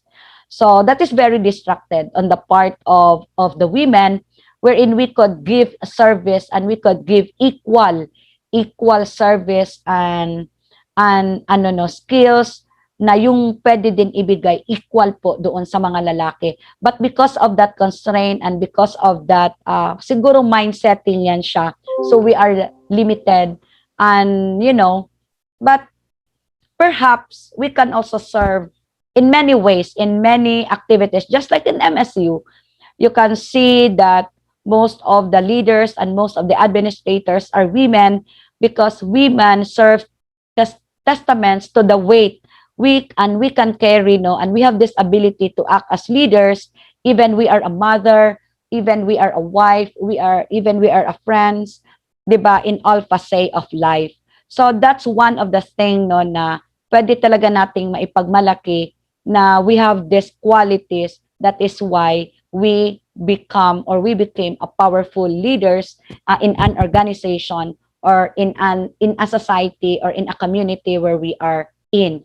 And this is not only limited to our organization, but this is limited to the community wherein we are given equal opportunities in all aspects, decision making, policy, in a high-ranking officials, in all the undertakings of the organization and in the workplace. Then women are now given an equal rights and equal weight for all our men leaders.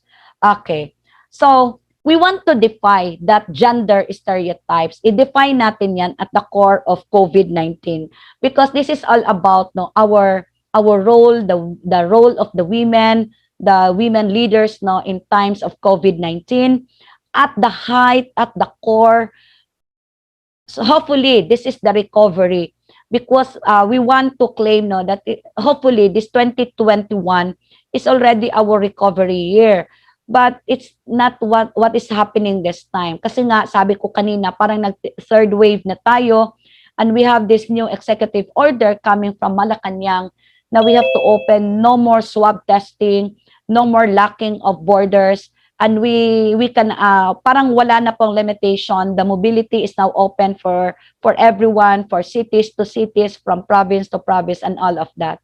So, but we have this, we have also this another executive order released just recently that that the Philippines will not accept travelers coming from abroad, 'di ba? Meron tayong ganito, but within local, within domestic, we have this we have this opportunity na to really come up with to really travel no from one place to another. Just like me, like Engineer Tanya, we are in Cagayan de Oro City for our Board of Regents meeting. So, yun na nga, nakapag-travel na kami without even asking or without even preparing for our yung mga test, yung mga ginagawa natin na kinukuha natin no prior to our travel and all of that. So this is a good development, no. This is a good development. But ano ba talaga yung role ng electronics engineers in times of COVID-19 recovery? So, siguro I can name a few and you can attest to that, and you yourself can also attest of what is your role as an independent woman, as an empowered woman in the community. What is your role as a sister, as a mother, siguro no as a sibling to your siblings and to your community, no. So ano ba yung role talaga natin in times of COVID-19? So with that, it is a very challenging task to all of that, especially in our organization, because you are all a witness of what we have done in 2020 during the kickoff. No, we have 1 year. Actually, the first executive order coming from Malacanang was March 17, 2020. That was the first closure of our borders and all of the consideration now in the preparation and apprehension of that COVID-19. So nakapag 1 year anniversary na po tayo doon. So siguro naman nasanay na tayo in one way or another kung ano ba yung situation natin. In fact, dami na tayong naririnig na parang hindi na sila naniniwala dito, parang may COVID ba talaga or what? Kasi our, the data, the scale that we are presenting a while ago, talagang may spike siya with numbers. But as to the authenticity and as to the yung truthfulness po ng data, marami na po kasing nagke-question, and this is just my personal views, personal apprehension with that data, na dami tayong naririnig and with all of that. But nevertheless, COVID is there. COVID really distract our economy, mapamaliit, mapamalaki po with our businesses, mapalocal at saka global, even on sa mga work po ng ating mga OFW at saka yung local po natin, dami pong nagsasara, dami po talagang nadidistract with this COVID-19. So hopefully, and I want to share with you what are our plans, and are we in the recovery stage as an organization or in the community? Ano ba, nasaang level na ba tayo? Dito pa rin ba tayo sa social distancing with the new normal, by wearing of mask, by wearing of face shield and all of that, but we can travel from one place to another, or we can even go to the malls now with the 7 years old and below, and over 65 years old, kasi ganun yung mga natin, yung mga rulings kasi natin and our executive order. But we have to defy that, we have to defy that. So our COVID-19 pandemic is continuing to take a discrepant toll on women in the workforce. Bakit po? Kasi for example ako, I am in a workplace, I am a very busy person, I even work more than 8 hours a day, but still I am a mother, still I am a wife, still I am a friend, And I have this organization. I am the president of the organization. And this is a global organization. And 80,000 members to 100,000 members is not an easy task for a women leader, no? Pero um, this is all about, this is all about management. And if you possess those qualities na I have mentioned, we have the 8 qualities. Again, I am not limiting to that 8. We have more good qualities for a woman. But what is important is you have the passion, you have the desire in the ground of service, of public service. Because me as a person, me as a leader, as a woman leader, no, in my community, in my family, in my organization, it's really not an easy job, an easy task. Alam nyo po yon. But you know, the United Nations Resident and Humanitarian Coordinator in the Philippines claimed that gender equality should be at the heart of the COVID-19 recovery. So, itatouch talaga natin, no? Defying gender stereotypes at the core of, okay, I'll show you. Okay, at the core of COVID-19 recovery, then it is published by the Manila Bulletin on July 12, 2020 by Gustavo Gonzalez, the United Nations Resident and Humanitarian Coordinator in the Philippines, claimed that gender equality should be the heart of the COVID-19 recovery. Okay, bakit ba? Bakit ba iti-claim natin that gender equality, men and women are equal during the time or at the heart of the COVID-19 recovery? We are currently under enormous strain, no, worldwide. We still have restriction, nation to nation, country to country, because we really want to address and eradicate this COVID-19 as much as possible. So COVID-19 is pushing health systems to the edge, forcing travel restrictions and producing a major social and economic breakdowns that threaten to omit progress across the various human development indicators. So, but for all these challenges, the current crisis also offers a unique window of opportunity. Okay, we will not dwell on the crisis and the challenges, on the negative impact and the implication of the COVID-19, but perhaps we can also dwell on the opportunities and the unique window of opportunity. And this is to reprioritize people as we combat the pandemic and chart a better path forward to post-COVID-19 era. Okay. This is my point. Because of COVID-19, nakilala po natin si Zoom, and we all know that. Nakilala po natin si Webex and all of that. Alam ko, kilala na po ng iba, but we are not utilizing this platform because we are only limited to the face-to-face. Kasi yun lang po ang alam natin ng means of communication in an organization. Even in a simple meeting of an organization, a small community, we really have to give a notice of meeting and provide this notice, no, for us to convene in one place or to one place to have this agreement and to have this meeting. So just like with the national IECEP, from inception of the national, only 2020 po yung COVID-19 na we utilize this new platform of communication or even conducting webinars, seminars, webinars and meeting worldwide.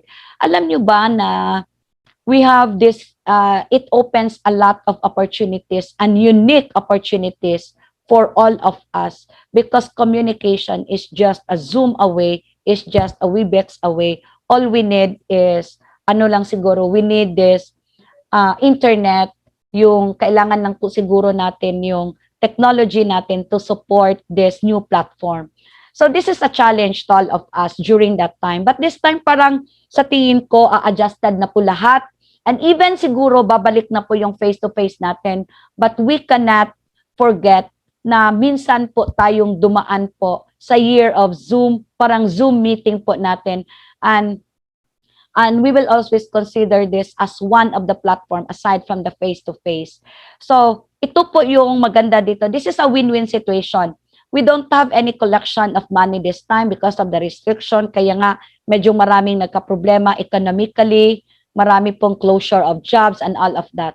Nahirapan na nga sa finances. Marami pong nahihirapan sa finances. But with this kind of platform that brought about by this pandemic, na nakilala natin that kind of platform. Imagine, we can conduct a collaboration seminar with a foreign chapter and a local chapter, or we can attend the expertise or even witness the expertise of our foreign engineers, as well as the expertise of the local chapters, and we can convene in one place like this, and we can have this talk and webinar and all of that. This is really a manifestation na this is a good thing.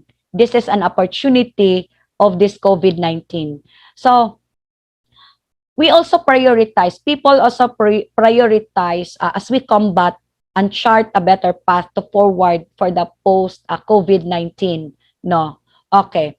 So, I am used to talk with how to ensure the quality of education with our COVID batches, Kasi I am in the academe, then in fact, we are making this policy, the implementation, the IRL, the rules and regulation, the implementation of that, on how to conduct and how to really provide quality education in times like this, na may closure po tayo with our university sa classroom. We don't even have face-to-face, and it is really a challenge for the engineering program to really come up with a laboratory, to really come up with a good strategy po to provide and to ensure quality education in times of this COVID. So, it is now more crucial than ever to strengthen social protection systems, to focus on society's most vulnerable. Okay, so we must advocate strongly on behalf of gender equality and devote extra attention and resources to the specific needs of women and girls. And this is too often sidelined in crisis response and recovery planning. So after all, gender equality in the workforce has proven positive impact on economic growth. So with that, countries that educate women results lower levels of poverty, and gender equality is a primary predictor of peace. Otherwise speaking, in societies where women thrive, everyone is in better position. Okay, I just would like to emphasize that after all this inequality, women inequality, we are trying to drive with an equality, by invoking the Republic Act 9262, the protection for women and children, as well as for invoking of the Republic Act 113-313, for the protection of women, for this equality, for this gender and development. Diba? Okay, so gender equality in the workforce, proven positive impact yan on the economic growth. You know why? Because countries that educate women results lower levels of poverty, and gender equality is a primary predictor of peace. Otherwise speaking, in societies where women thrive, everyone is in better position. So hopefully that is true, and hopefully you will agree me with that, everyone is in better position. So the path forward will not be easy. The path forward will not be easy, but there are several concrete steps we can take to meet this challenge. So, yung babae, kasing galing po ng mga lalaki, or yung mga lalaki the other way around, gusto makipag-compete po sa world ng babae. The path forward for the women to be not at par with the men is not that easy, especially in the engineering world, because engineering is dominated by men, and we all know that in the history of engineering, parang men engineers are for men. Panglalaki lang po yan kasi sila yung magaling, sila yung may opportunity to really come up with a good education sa family kasi nga lalaki, pag babae, ito lang yung course mo, mag-education ka, mag-AB ka kasi babae ka. Pag lalaki ka, mag-engineering ka po kasi magaling ka kasi lalaki ka. So we have that stereotyping, and we have to defy that in the gender stereotyping and all of that. Okay. So, the path forward, the way forward, no, again, will not be easy to really become an independent, empowered women. Marami pong mga lalaki, gustong-gusto nila ang mga babae na mga independent, gustong-gusto nila ang mga babae na mga empowered po, but there are many men po in the society that cannot withstand with the qualities and with the attitude of an independent, empowered women in the society. Gusto lang po nila yon kasi very smart, very attractive, but in reality po, it's so hard for men to withstand with that kind of qualities na i-possess po ang isang powerful leader po na babae. Okay, first,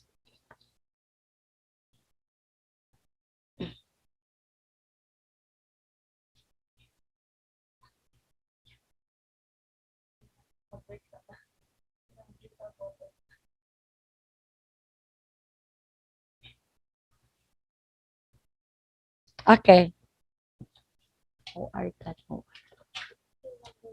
Ay, na. Ang bidera ko. Excuse me, 1 minute po.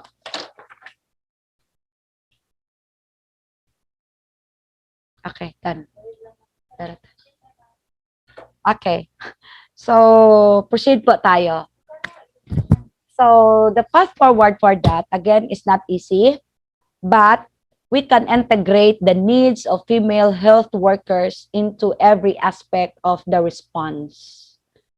Okay, so if we want to thrive, the women to thrive in every organization, in every society, in every workplace, where everyone is in better position, if we have women leaders, then we need the several concrete steps that we can meet for this challenge. First, we have to integrate the needs of female health workers into every aspect of the response.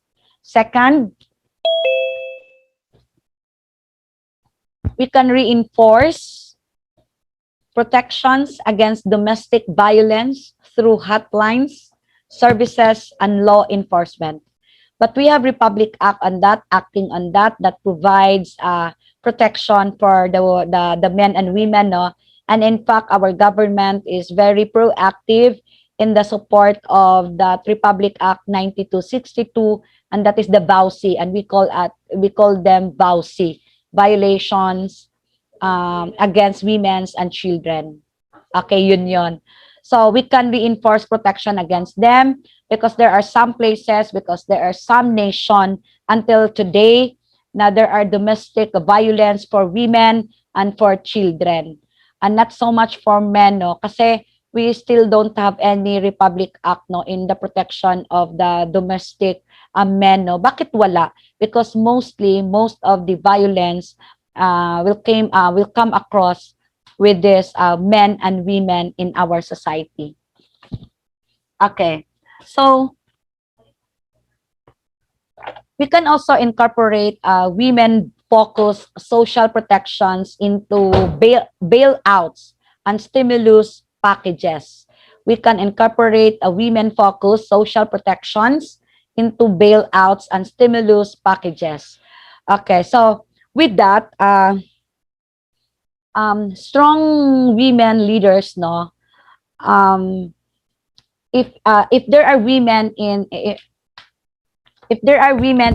the workplace or in the society, wherein we can always claim na the place or the ano ba tawag dito? Excuse me, water muna ako.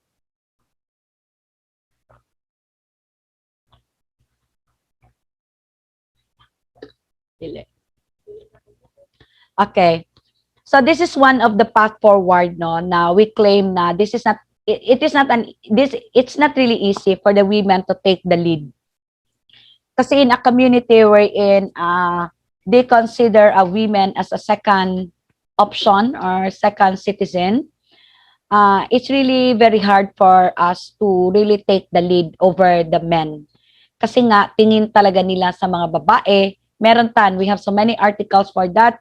Even during matagal na masyado na mga era, no, talagang there is no enough opportunities for the women to take the leadership. But in the Philippines, it's not true. Kasi nga, we have presidents, no, may mga presidente na tayo sa Pilipinas na mga babae, and we even include women, no, in so many big projects, or if you try to also observe even in the DPWH, the Department of Public Work and Highways, or in the different agencies, society, we have different empowered women and women engineers to take the lead. Okay, so we can also include women in response and recovery decision making at the local, municipal, and national level. But this time, yes, this is true. Kasi nga, meron na tayong mga mayors. I just want to share, no, na I am currently enrolled in the University of Makati for the EDL, or Executive Doctorate in Leadership. And most of my classmates, it's mayors, administrators in local, municipal, and even in the national offices and the national level, no, mga babae po. So, women now in our society, given really an opportunity or equal opportunity with men, no, yung alam natin before, because we are around 35 in the programs, and mind you, we are 28 women po in the program.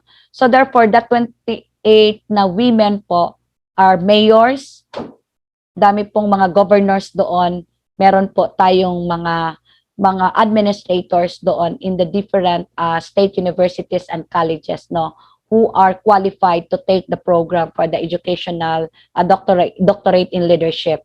So with that, women are already included in all aspects, and of course we have to include women in response and recovery decision making. That is why of the local and municipal and national level. Okay. So the fifth one, seize the opportunity to defy stereotyping gender role by encouraging equal domestic burden sharing within people's homes.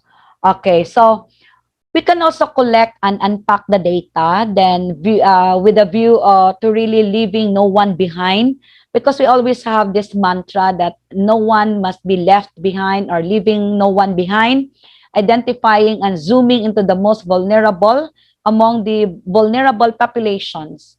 Okay, especially in Mindanao, in Mindanao per se, then in Mindanao State University, we always give priority to the most vulnerable sector in the society. Kasi sila po yung walang kalaban-laban. And with that, no, some of the community with that belong to that vulnerability population, we really have to seize that opportunity. So some of them are really given the opportunity to come to the university and have this opportunity and have this equal opportunity with the other sector in the society to come up or to have this quality education along with the other na mga belong po sa society natin and all of that. So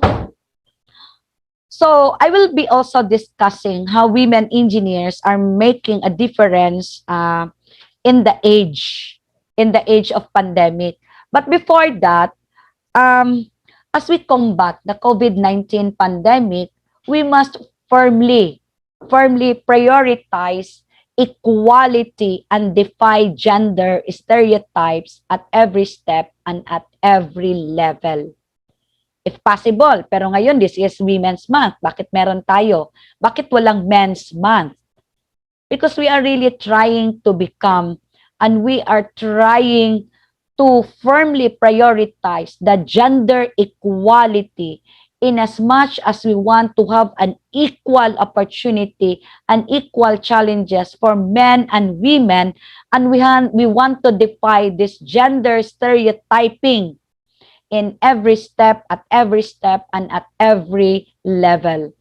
So women face unique challenges. Mga babae po, unique challenges, but when their rights and futures are protected, the whole of the society benefits. Okay. As the infamous saying goes, if you educate a man, you educate an individual. But if you educate a woman, you educate a nation.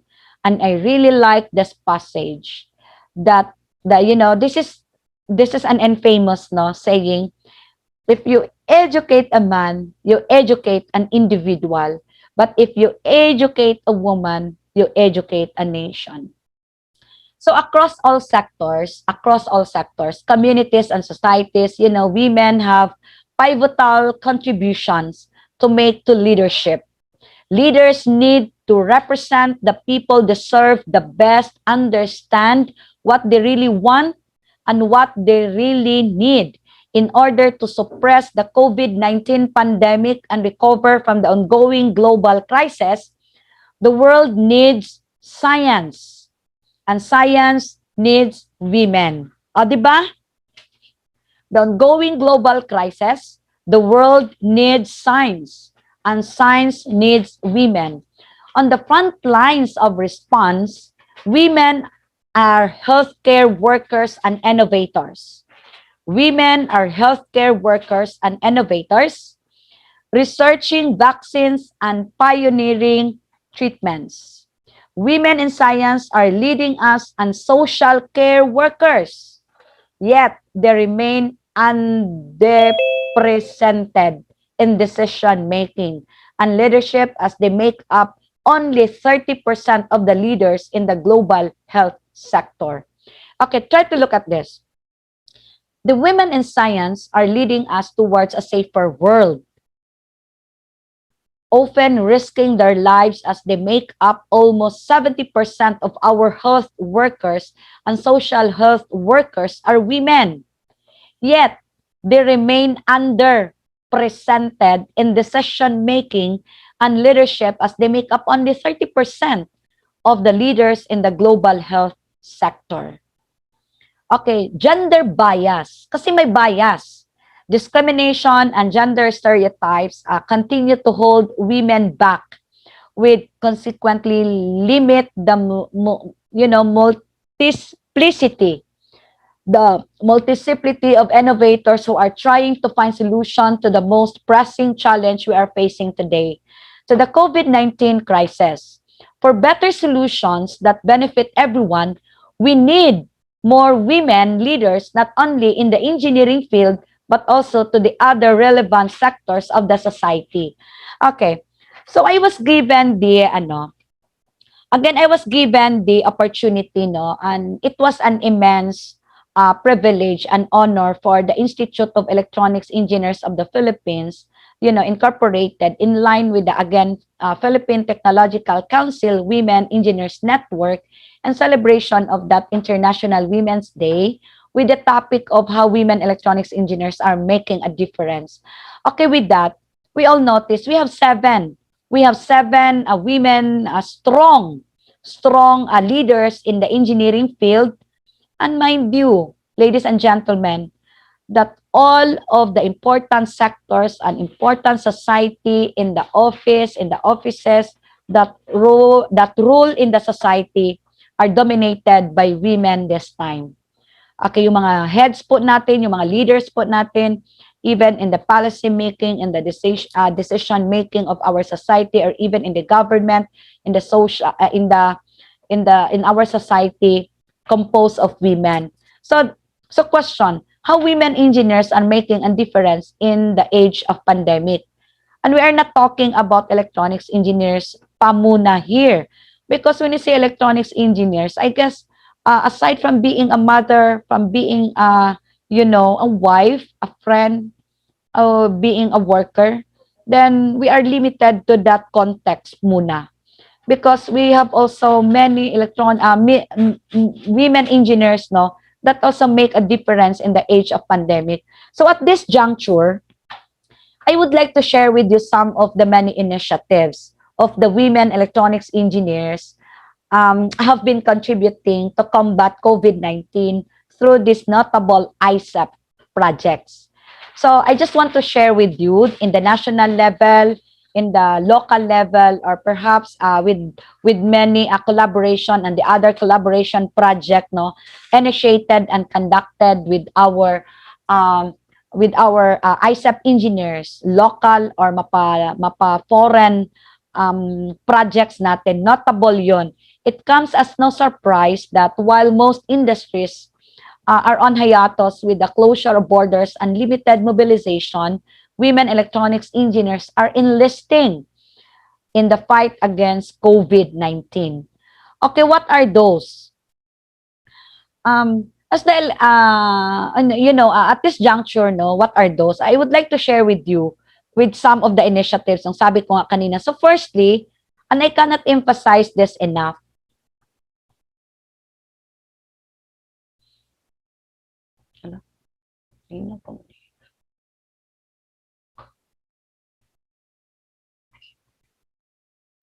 okay, so how these women electronics engineers are making difference in the pandemic, in the age of pandemic. So with that,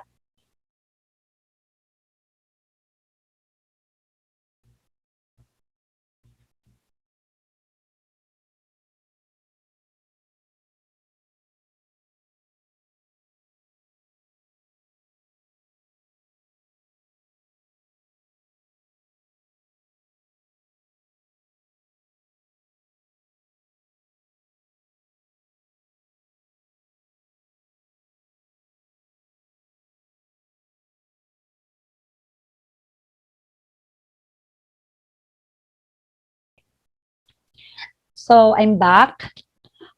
Before I will discuss with you the notable projects of the women electronics engineers that are making difference now in this time of pandemic, I will share to you some of the gender roles that differ among society, among men and women in the society and all of that. So,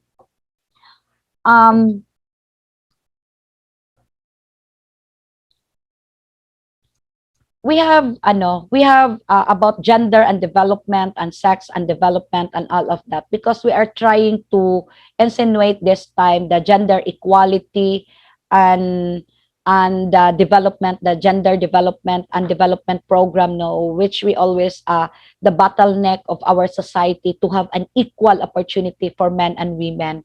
So when we say sex and development, when we say women, it is defined by their sex, diba, are a major target group for development policy and planning, because of the aggregated data show that women and men have different levels of participation in the development of our society and in the development of our community, and are affected differently by development programs and policies. So why are we governed with these policies and government? So because of this program, because of this policies and development, the function and the opportunities of these men and women are affected due to the different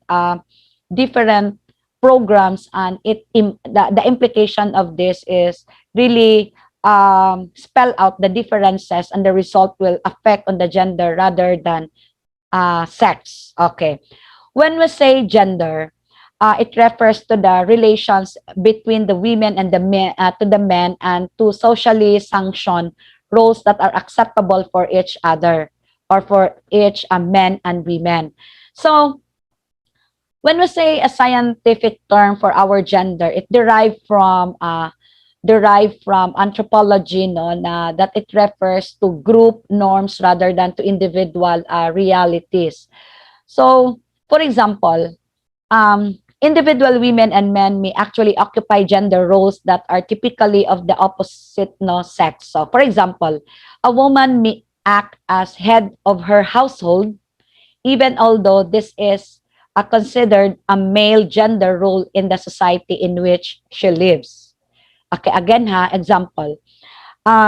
Differ po yung role natin because individually, women and men may actually occupy gender roles no that are typically of the opposite po na sexual preference. So for example, a woman may act as the head of her household even although that is considered a male gender role in the society in which she lives.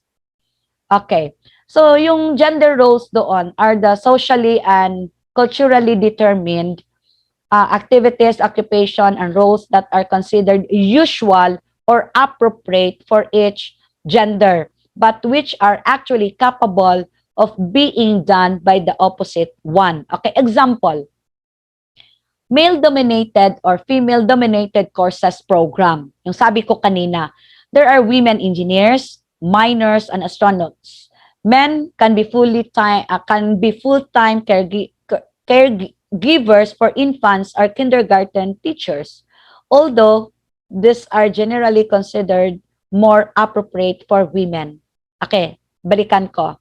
There are male-dominated or female-dominated courses program. So like engineers, women engineers, may mga miners na ngayon, may mga astronauts na ngayon na babae. And in fact, they are known na dominated sila by men. Pero this time, not anymore. And there are also men can be full-time caregivers. Sabi nila, babae lang po ang dapat na caregivers for infants or for kindergarten teachers, although these are generally considered more appropriate for women. Okay, things like that. So we have also the gender roles may be contrasted with sex roles such as breastfeeding or giving of birth, which are possible for women only, and we cannot discount that is only possible for women, and that spells the difference between the gender roles for men and women, that the women can be a mother and can give birth and can breastfeed. Okay. So gender is not an absolute character of a particular individual, or will typically have some masculine and some feminine roles. Because, for example, an individual woman may be a mother, housewife, investor, and company director. Some of these roles, yung investors, yung company director, are commonly considered to be male gender role. Okay, those are just an example. So what is now the challenge? The challenge is we have to deepen our understanding of sex and gender so that we will not be confused with one another. Okay, so confusion leads to negativity, and of course will lead to confusion and to gender bias and stereotyping this time. Okay, so those are some of the challenge now we have to minimize or even remove gender biases, or relearning, redirecting, or re-understanding our own perspective to create a spaceless but grounded advocacy to not just gender equality but human equality. Not only advocacy, not only for gender equality, but above all, human equality. So with that sharing, I want to share with you some of our projects, some of the women engineers in the electronics world, especially in IECEP, in the Institute of Electronics Engineers. So with that, again, I cannot emphasize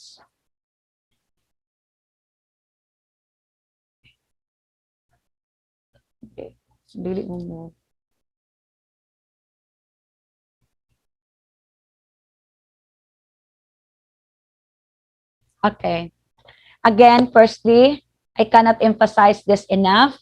I guess Dr. Mary Rose Imperial is on board and with us tonight with our in support of our Women's International Day month.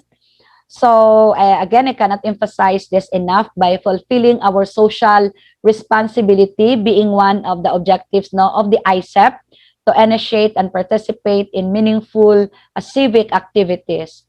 All the more now that we are facing the nick of time as a result of a coronavirus outbreak. So we have established the IECEP Bayanihan against COVID-19, and with the spirit now, we put into motion various projects, encouragement, initiatives to aid frontliners in the country. So with that, I would like to acknowledge that in the person of Dr. Mayros Imperial, one of the empowered and one of the powerful leaders in the world of engineering, especially in IECEP, Dr. Mayros Imperial, our 2020 Outstanding Professional of the Year for Electronics Engineering, and of course, our 2014 IECEP National President, and all her undertakings and all her contributions to the IECEP and to the engineering world, as also the Vice President of the Philippine Technological Council. Ma'am, Dr. Mayros Imperial is also representing many of our external agency participation, no, representing on behalf of IECEP. Because of Ma'am Mayros Imperial capacity and her experience to represent such organization. So another thing, okay. So in the spirit, we put into motion about various projects and initiatives to aid frontliners in the country. To this effect, no, I will just, syempre, I am from SOCCSKSARGEN area, no, so this is spearheaded. This is one of the potent project and one of the best project. I guess given or initiated by our IECEP in the local, and this is the swab booth. Okay, we have turned over these units, no, to some of our public hospitals wherein the prospective mga positive patients natin for coronavirus has to undertake and has to be checked on that hospital, no, Royeca Hospital. So we initiated, and the governor initiated this project drives to acquire funds and, you know, to donate these units to various medical institutions. Until this time, until today, nakapag almost 1 year na po, still the swab booth still in the area, the receiving area of the hospital, wherein this is used, and this is also to provide a whole new level of protection for our modern day heroes, no, and the health workers, wherein ang health natin is at risk, and they were perform swab testing in this particular area in support of our country's effort to conduct mass testing. So this is one of the thing na we are proud of our initiative, no, as IECEP, as an organization. So bakit ba parang ano dito? We have also partnered dayon tuon and all of that because yung gipagawa ko kasi nito ng slides ko, the preparation of the slides is ito lang siguro yung nakuha niya and all of that. So again, we have another activity. This is also in line with our IECEP Bayanihan and, you know, our call for the Bayanihan initiatives for the IECEP CV and the CSU ECE, no, headed by Governor Pinky Tumaliwan and the board of director. No, we have also another IECEP active IECEP Board of Trustees extended help by donation for the water system project. So these are one of the things, no, na we initiated during the time of the pandemic, wherein yung mga woman leader natin, yung mga governor po natin, spearheaded in taking action in support of the national program and the national advocacy of the government to really support and give support to our community. Okay, another thing.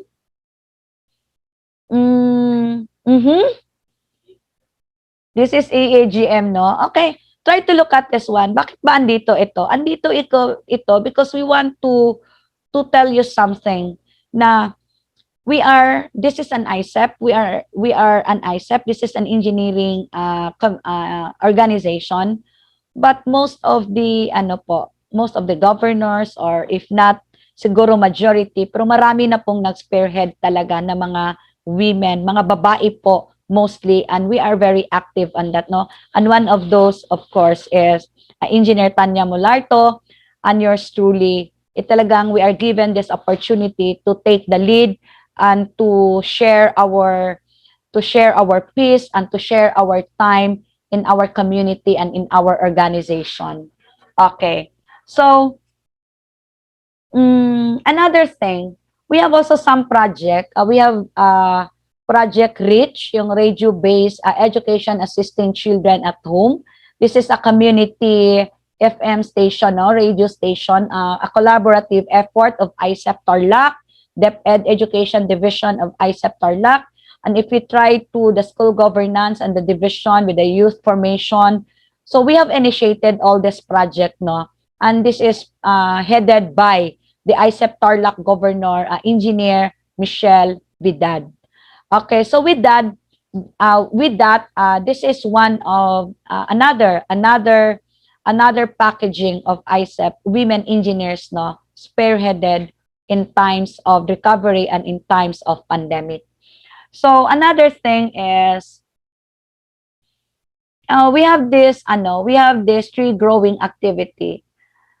This is in collaboration with the City Environment, or the CENRO, the Department of Public Works and Highways.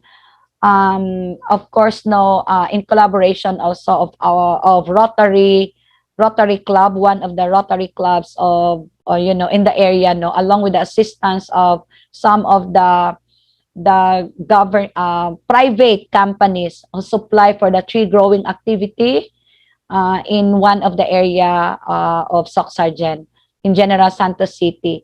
So if you try to look at the Rotary organization, this is a civic organization, socialist civic organization, wherein it's spearheaded by women, and most of the members in the roster of the officers are women, and in the SOCCSKSARGEN on the left side, we have also women who take the initiative of coming up an activity like tree growing activity, no.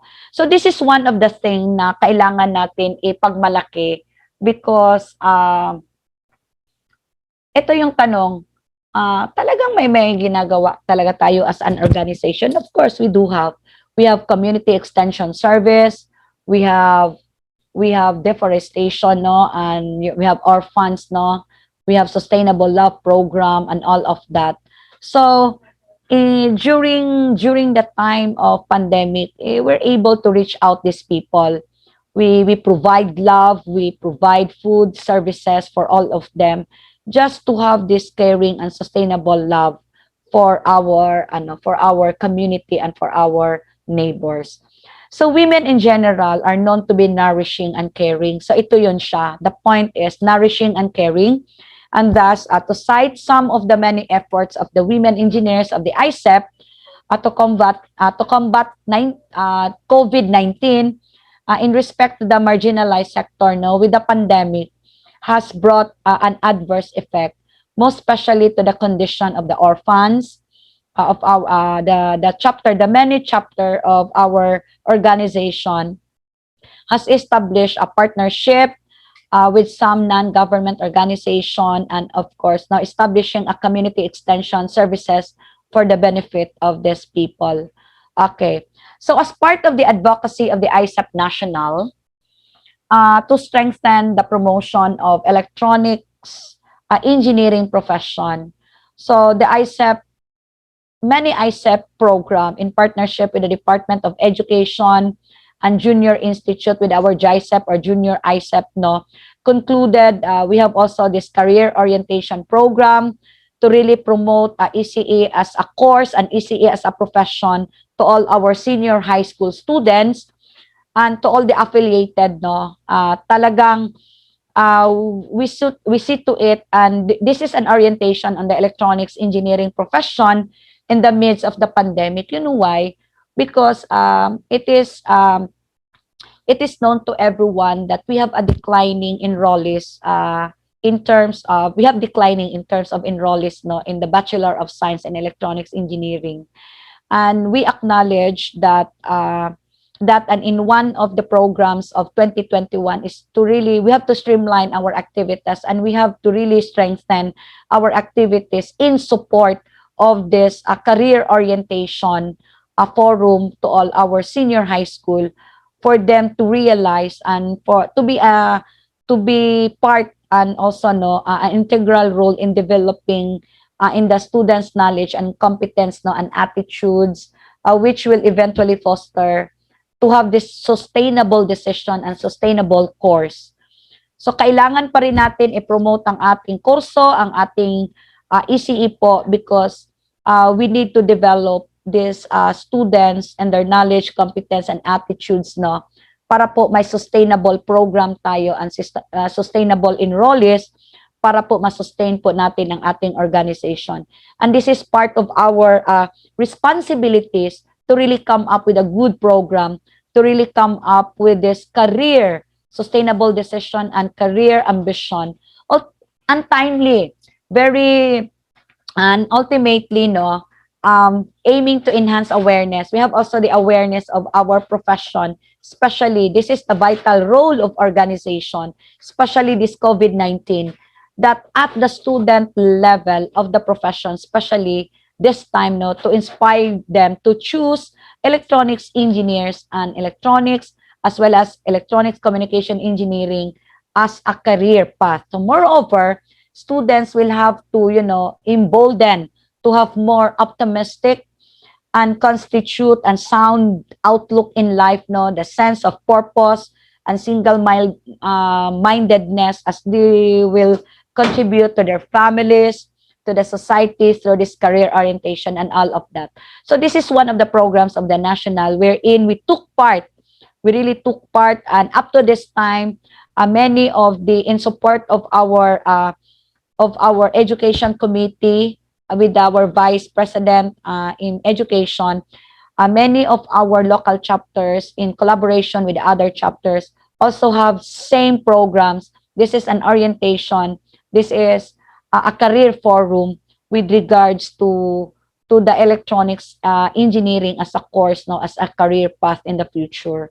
So on top of that, a proper setting up of career, coherent framework in the future, and also it gives them a mainstream direction to focus on their goals.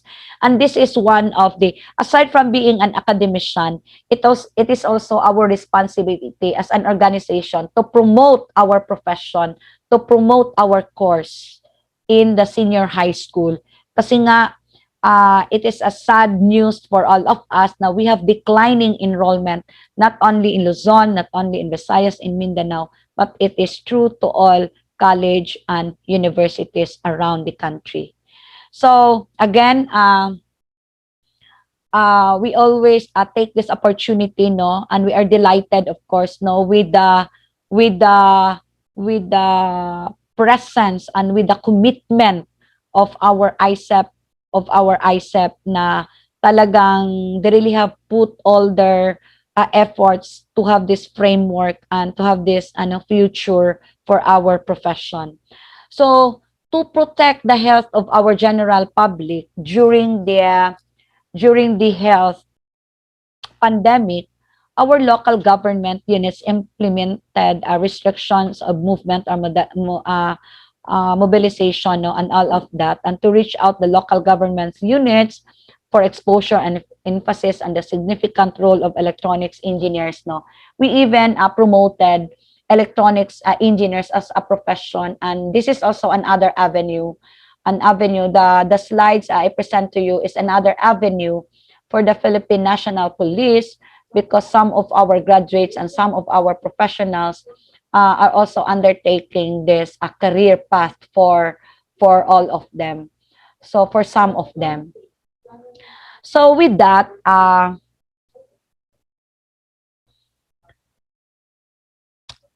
if siguro, if the pandemic has revealed anything, it is the opportunity for us to work hand in hand as one.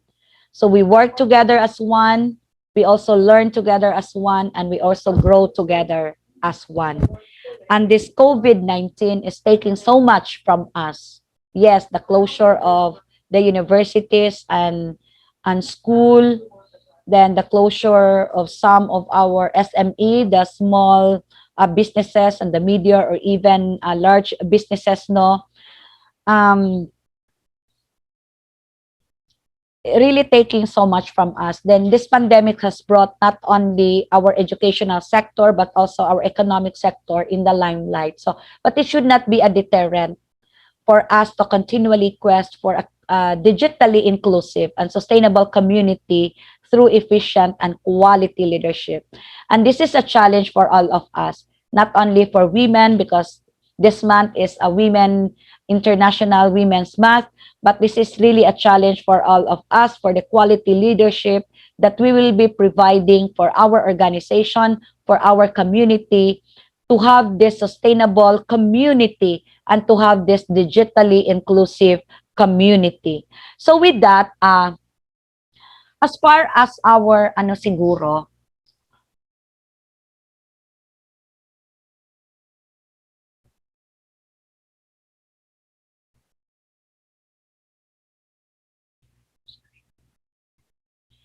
so in conclusion, the situation that we are currently facing, as far as our knowledge goes, more women are advancing in engineering field. There are many influential women, educators, innovators, leaders who are not only defying the stereotype set by the society, but are also paragon that shed a shining examples by the next generation of female engineers. Being a woman in this field still dominated by men means being both a fighter and a survivor. We, the women in engineering industry, should pave our way into success by defying societal standards and being the standard of professionalism. Let our voices be heard and not be swallowed in the shadow of history. I like this. We, the women in engineering industry, should pave our way into success by defying societal standards and being the standard of professionalism. Let our voices be heard and not be swallowed in the shadow of history. This situation we are currently facing is so dramatic and difficult that we cannot afford to be pessimistic. We must build narratives for what the new reality could look like. We have to nourish the sources that give us hope for rethinking how the world works. Compassion needs to be at the heart of a post-COVID-19 world. For that future, we need boldness of courage, action now. So we need an action to be courageous, especially in this hopefully post-COVID-19 world. So we should also get fully involved in the matters of economic growth in our country, in the development of our country across all sectors to build a stronger, sustainable, and more developed quality of life for every family and communities. Engineering involves everyone and has an effect on all our lives, even further in the age of pandemic. So again, before I say thank you, that would be my last slide. I would like to thank each and every one of you, and I would like to greet all the women engineers, all the electronics engineers, women, especially for women. Happy International Day, Women's Day. And I will encourage all of you to take part, to be a solution, to move forward, to be part of the solution in the economic growth of our country. And we should fully involve in all the matters pertaining to economic growth across all sectors. We must be strong to have a sustainable and more developed quality of life for our family, for our community, for our family, for our community, and of course, for our workplace. So with that, hopefully we could have a better future with the women leaders in our organization, not only in our organization, but women engineers leading our country, leading our society. And with that, hope for that the gender and development has this quality, and we are crying for that, for have this quality and gender quality for men and women. So with that, thank you very much for this opportunity and for this time, no, to be sharing with you how, but the very potent and the very special presentation for tonight are the qualities of the strong and the powerful leaders of an engineer to lead the society and to defy the stereotyping of men and women. So with that, again, my gratitude to IECEP SOCCSKSARGEN and to IECEP QATAR for coming up an activity. This is the highlight, no, because mid na ba, we are at the third week na of March, so we are about to end na the face-to-face, no, because this is the face-to-face, no, for our activity.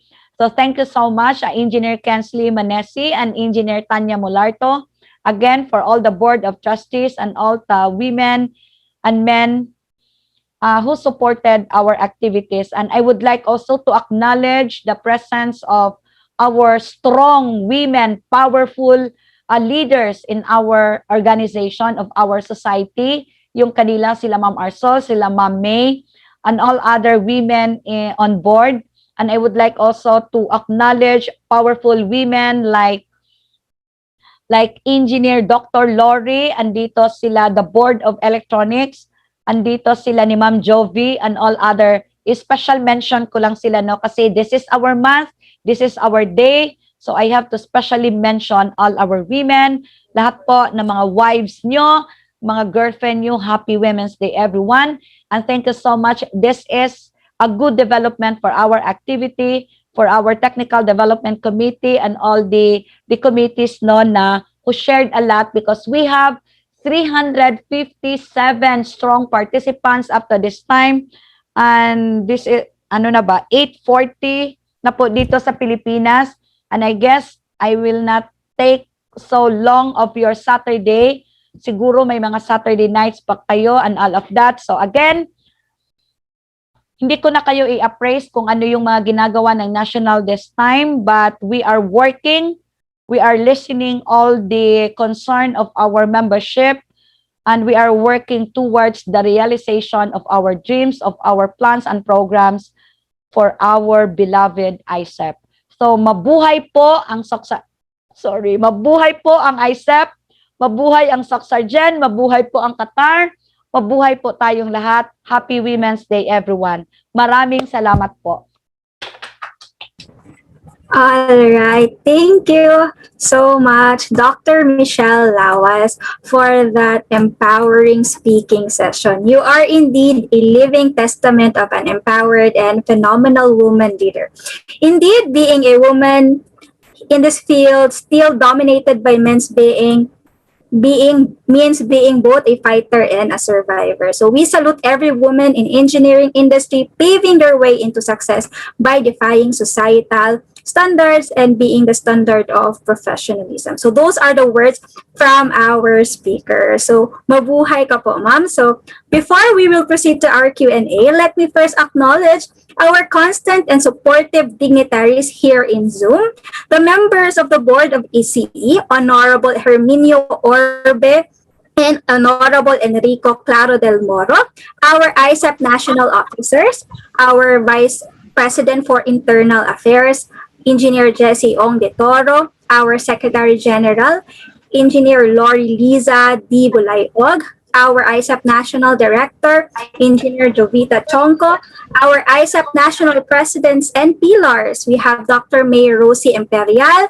Engineer Melvin Acosta, Engineer Ornan Vicente, Dr. Rosula S.J. Reyes, Engineer Jose Carlos Reyes, Engineer Romulo R. Agatep, and Director Leo Cipriano Orbistondo Jr. So thank you so much for gracing your time here with us. All right, so before we will proceed to our Q&A, so I am inviting again our Zoom participants to scan below QR code to like our YouTube live link. So if you are still with us, I am encouraging, or I am requesting our YouTube live viewers and Zoom participants to please type in your badge number in the comment section of our YouTube live page, our YouTube live page now. So, palagay po ako ng badge number nyo doon. And while you are in our YouTube live page, please do not forget to hit the subscribe button and like and share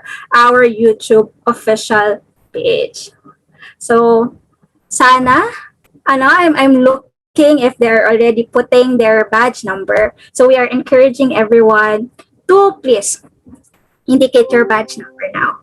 So, all right. So while we are tuning in, let us now go to the Q&A. So ma'am, I'll be flashing the questions here in our screen. So the first question, ma'am, this is from our YouTube participant, Micaela Tulao. So the question goes, how do you deal with male bosses or co-workers make engineer women as secretaries to do stuff for them?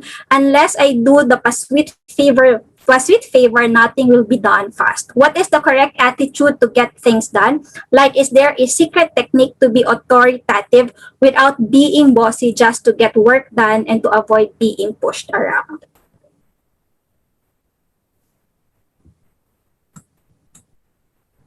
You are still on mute po. Okay, so how do you deal with male bosses, co-workers, engineer, women as secretaries to do stuff for them? Unless I do a sweet favor, nothing will be done fast. What is the correct attitude to get things done? Okay, so this is a very some of this situation is really very ironic in a workplace, wherein because again, in an engineering world, most of the bosses are not only in engineering, because I do have in the academy, I have a chancellor who is my boss, no, who is man, okay, lalaki po. So with that, how to deal with the male bosses? You have to be tact, and you have to know your worth. You have to know your job, and you have to know your function. Proper delineation is the key. Kasi if you know your job, and if you know your worth, and you know what is supposed to be done with your everyday routine and everyday work, hindi mo na po kailangan magpa-sweet at saka magpa-tweetams.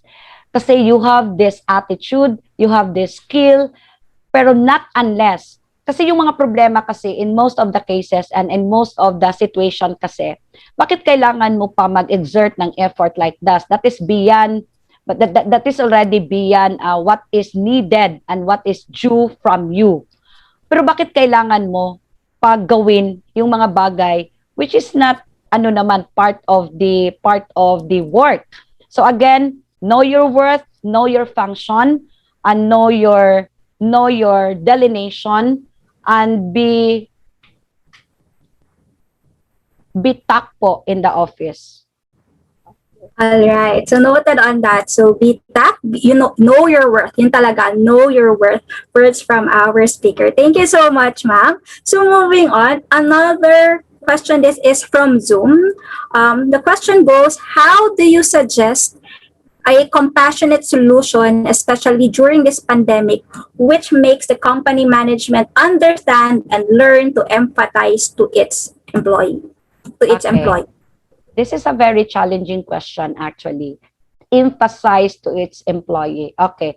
I will share to you based on my personal experience. So during this time of COVID, and even before COVID, no, the pre and the COVID time, or even post na siguro, we really have to come up with a good management with our people, with our employees, in terms of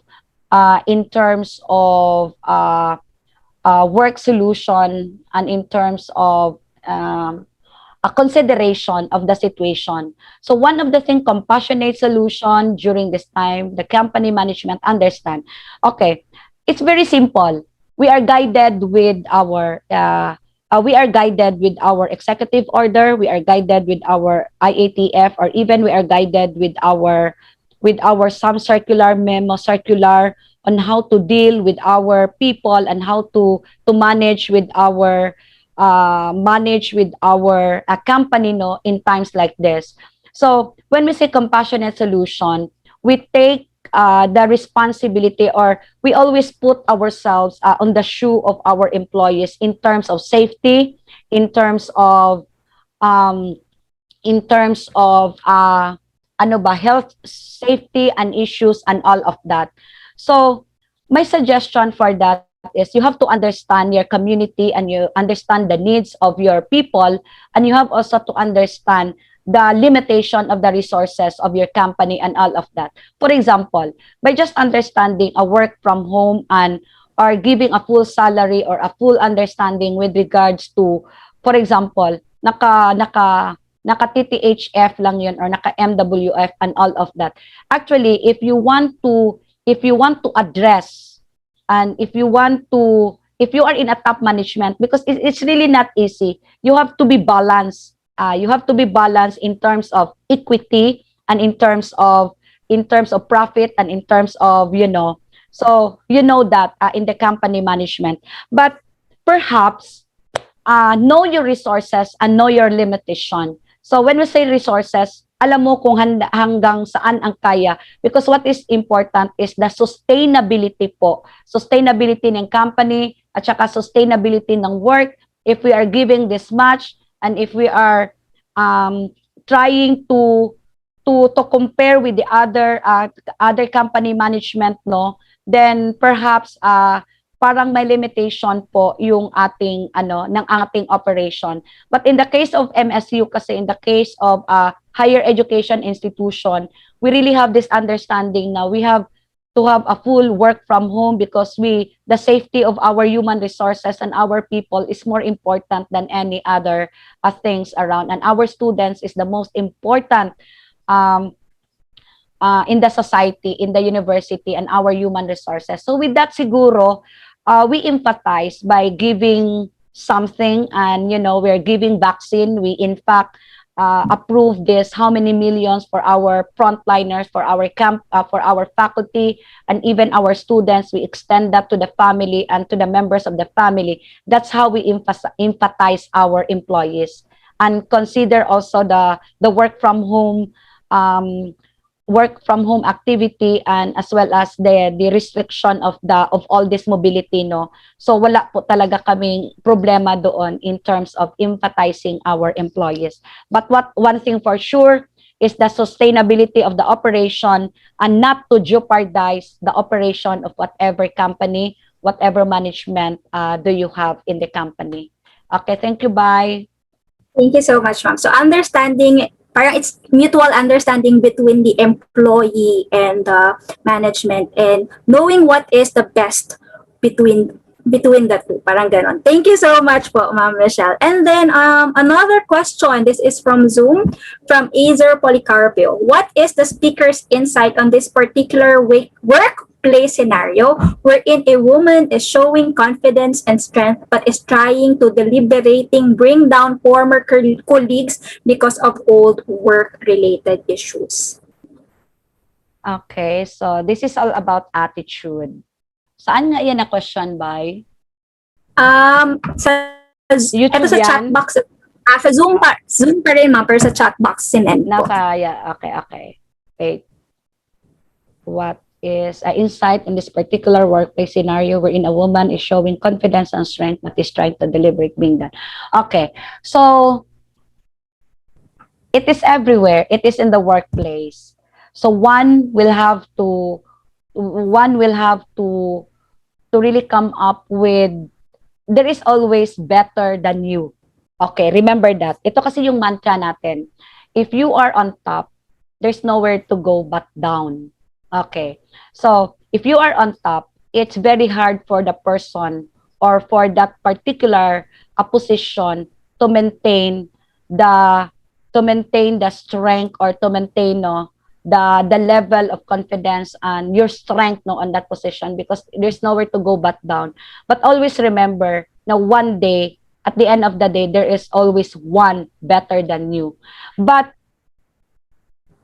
putting down somebody's, because this time kasi, if we are in a management, considering the different type and the different style of management in our community, so you have to balance kasi things in between. So with that, yung putting down is something I do not understand. It's all about, it boils down with the attitude and boils down with how you would want to come up with a certain level and all of that. But yes, we cannot discount that in a community or in a workplace na talagang meron tayo. So in for example, in my level of administration, I always believe na one day, again, there is always better than me, or darating talaga yung time na yon. But what is important is, as a leader, if you are in that position, your willingness to you are recipient to change, and your willingness to really undertake with whatever challenges along the way. So that is a very important character for you to build your confidence, and siguro ganon, to step down with some I know it's very very marami yan in a community, but if you have the skill, if you have the ability, then it's not easy for you to be pulled down by anybody if you know your work. All right. Thank you so much, ma'am. So it is knowing your skills and ability and knowing your worth, and that's it. So thank you so much, ma'am. Another question. Honestly, maraming dumadami yung question, but I will be limiting it to two to three more. And then we will be handing it over to Ma'am Michelle so that she can also answer it offline.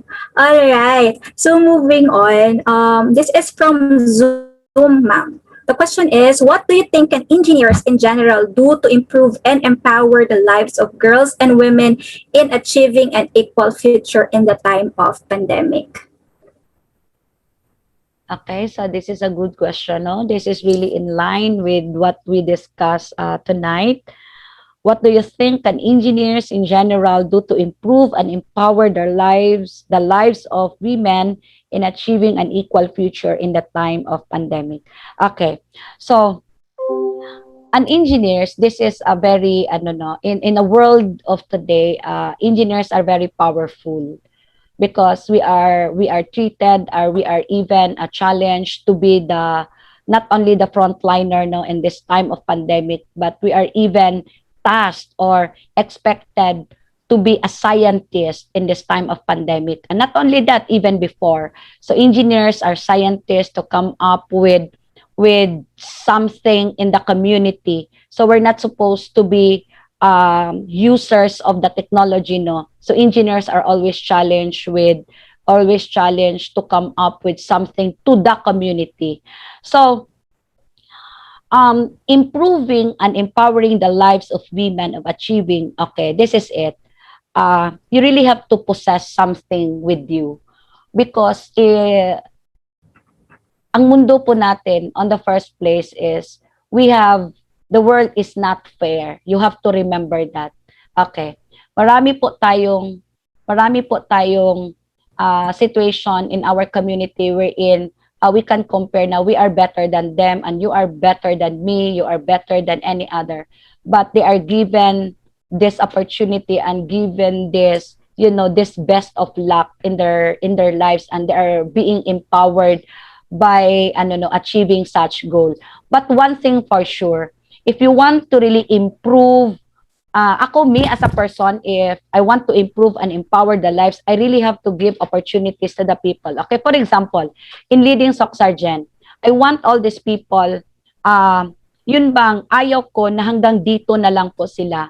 So, if somebody has pushed you up, so somebody is in the nasa baba po, but alam po natin yung mga tao po na nasa baba is may mga somebody din who push them up.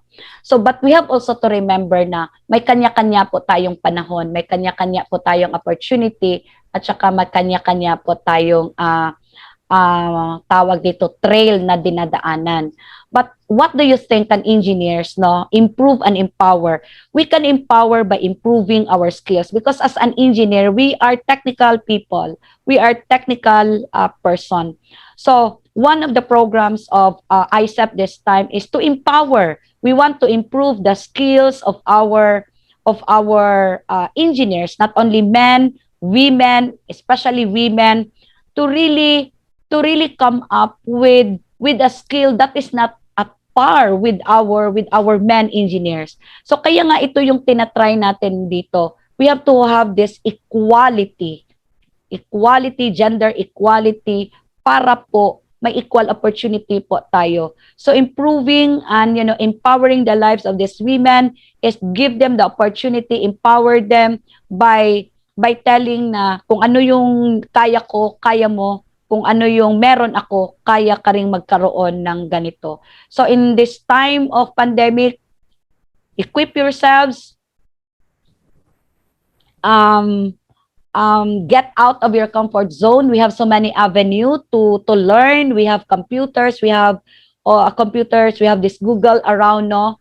If you don't have any opportunity for this time outside your home, so make yourself available in the computer and make yourself equipped with the necessary skills that you are needing in this time of pandemic, because the time of pandemic is the time of online thing. So with that, I want to empower, and I want that everybody must come up with a good skill and equip yourselves to really become somebody, or to really become a true electronics engineers in times of pandemic. Bye. All right. So it is improving yourself to be better. Thank you so much, ma'am. So to our participants, I know we are really delighted that you are very engaged with our topic. So since due to time constraint, I will be limiting our questions to 2. So this is the second to the last question, ma'am.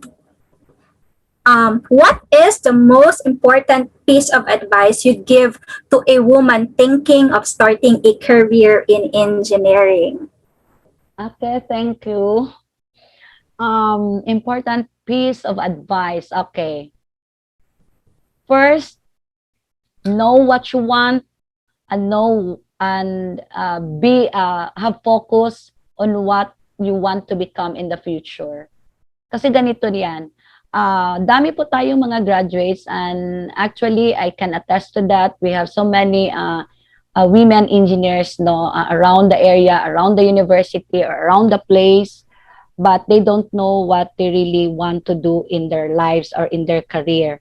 So this is one of the things na in the career orientation, we have to sell the dream. We have to sell our profession, and this is, if you want to be like this, if you want to be part of the society as being the front line in our technological advancement, in all that we do, in all that you do, then be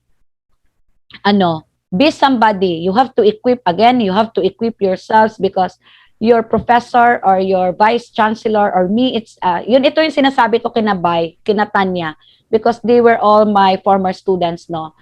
I cannot sell all of you. You have to really you have to equip yourselves, come up in the open, and you have to tell the world na this is me, I can do this and I can do that. Because if you don't know how to sell yourselves and how to say that you are good at that, I am good at this, then no one will really see that in you. Because ako as a mother, or as a professor of this mga empowered women din natin in the so talagang very positive ako and giving an advice na I cannot sell all of you. Hindi ko pwedeng sabihin na si Bay ganito, si Bay, si Tanya ganito, and all of that. Ito lang yung pwede ko sabihin sa inyo. You have to sell yourself. You have to believe yourself na kaya ko ito, and you focus and have this focus and know what you want in life. Yun lang po.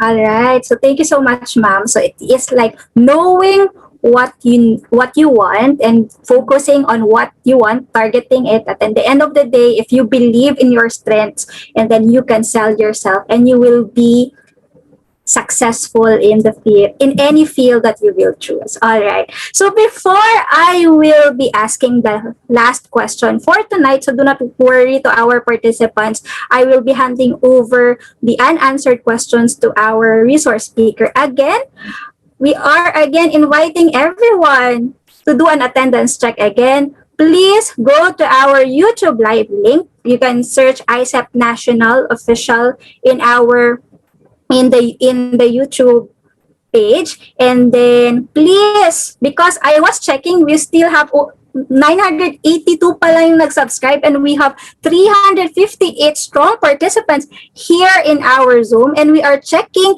if you are really tuned in. So we are checking your attendance now in our YouTube channel. So please type in #mabuhay IECEP if you are still here.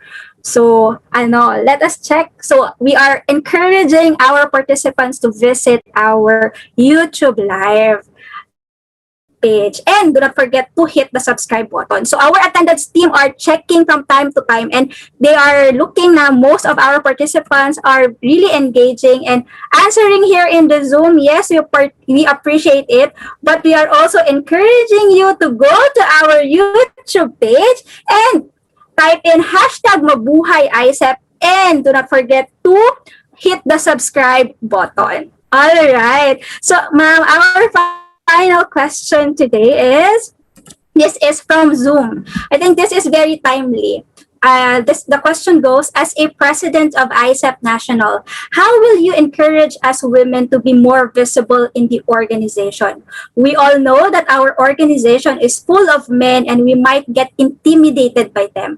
Also, do we have program in IECEP to encourage more female to take ECE? Because when we will talk to some female youngsters, they have a hesitation to take engineering because they believe that this is a field for men.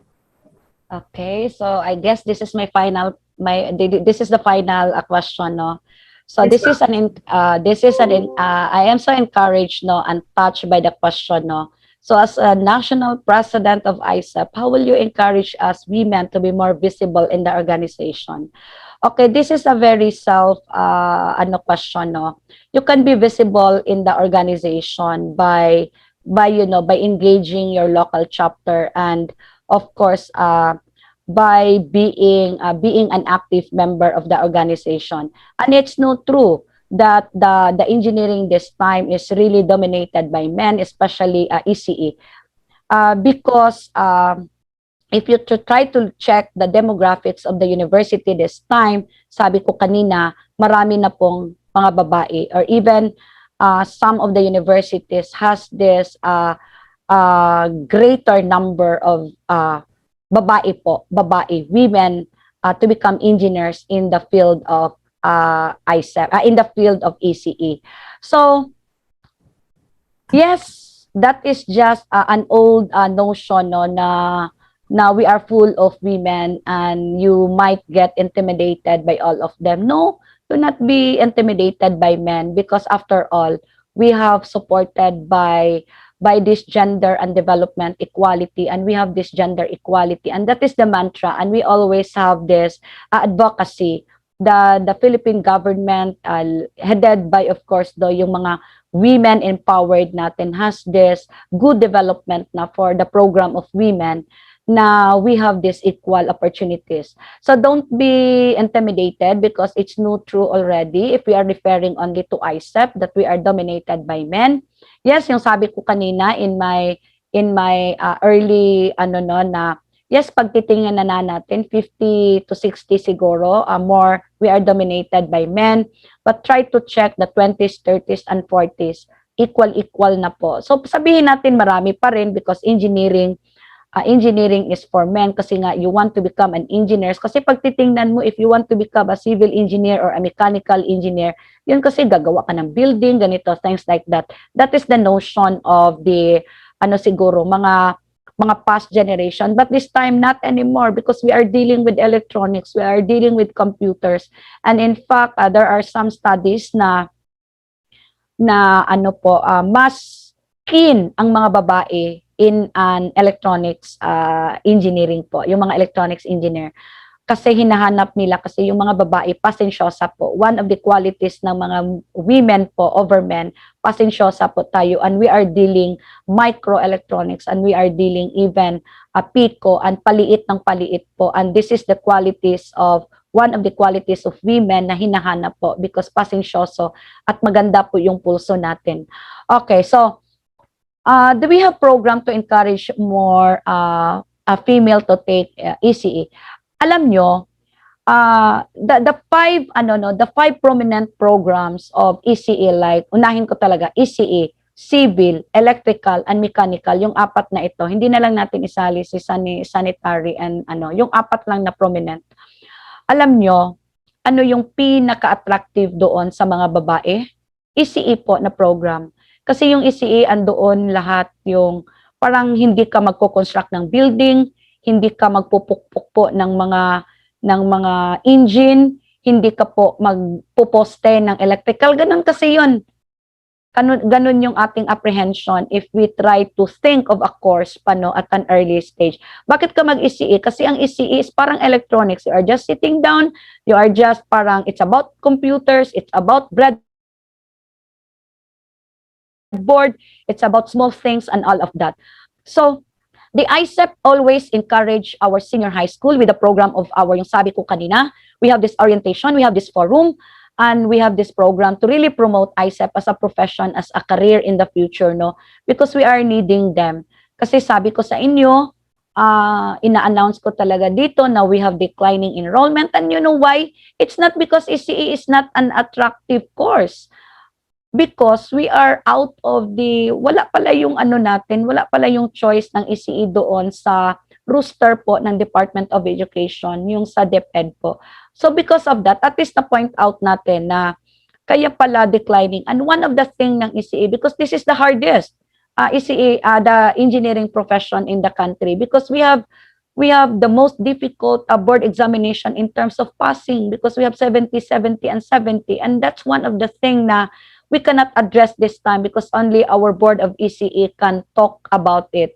So they have a hesitation to take engineering because they believe that this is the field of men. No, it's no, sabi ko kanila, this is not true. So as your national president, as an academician, I am inviting, and I am very, very proud to say na among all those, among all the prominent engineering program, the big engineering programs, hindi po kayo mawawala if you are taking an ECE. Kasi we have this many opportunities around us. Tayo lang po yung mag-identify. All we need, kahit na po andyan na sa harap natin yung mga opportunities natin, if you don't have the skill to become a good ECE, you have to graduate holistically and you have to equip yourself as a good electronics engineer. So yun lang po about the program. We have so many programs, just we are very visible this time, and that's one of our very important activities, no? Visibility in the social media in any forms, not only in local, but also in the international level. We need this visibility because this is our platform, this is our era, and this is our time to shine because we are always bringing everything online. So yun lang po siguro as an ender. Pwede na ba ako mag-end by? Bakit umahawak ako dito? Yes, ma'am. Pwede na po. Any final remarks before we will wrap up this session? All right, go ahead po, ma'am. Okay. Okay, we only hear, we congratulations each and everyone kasi nag-hit na tayo ng 1,000 in our YouTube channel. Just this very moment, 1,025 po. So thank you so much for all your support, and I would like to congratulate the publication committee and the portal committee and all the men and women behind the creation and the work of this YouTube. This is our very first time to engage or to migrate our platform to YouTube for us to be visible. Kasi nga, nagpo-promote na talaga tayo ng profession dito and all of that. So maraming salamat po. But before I end po, makikiusap po ang National President po ng IECEP. I want you to please support our upcoming mid-year convention comes June 4 and 5 po. So the details of the program and the activities will be posted soon in our national page, FB national page. So we are not giving this anymore for free because we can no longer sustain our organization for forever free. And as a professional organization, I am asking your benevolent support and your understanding this time. Alam ko po, umaapaw na po yung mga CPD points nyo, hindi nyo na po kailangan. But your national IECEP, the national officers is asking all your support because this is for our organization. So we have to meet halfway this time. We will be providing what is a long overdue, the long time overdue of IECEP, yung parang IECEP build a home, ma'am, saan na po ba yung bahay natin, saan na po ang revision of our constitution and bylaws and all of that. Ito yung sabi ko kanina, your national officers are working. We are really into the realization of our promise starting this year. So again, I want your support, and again, we are not giving for free. And mag-mind, na ako dito ha, mag-mind conditioning na ako for 12 to 15 points siguro, CPD points.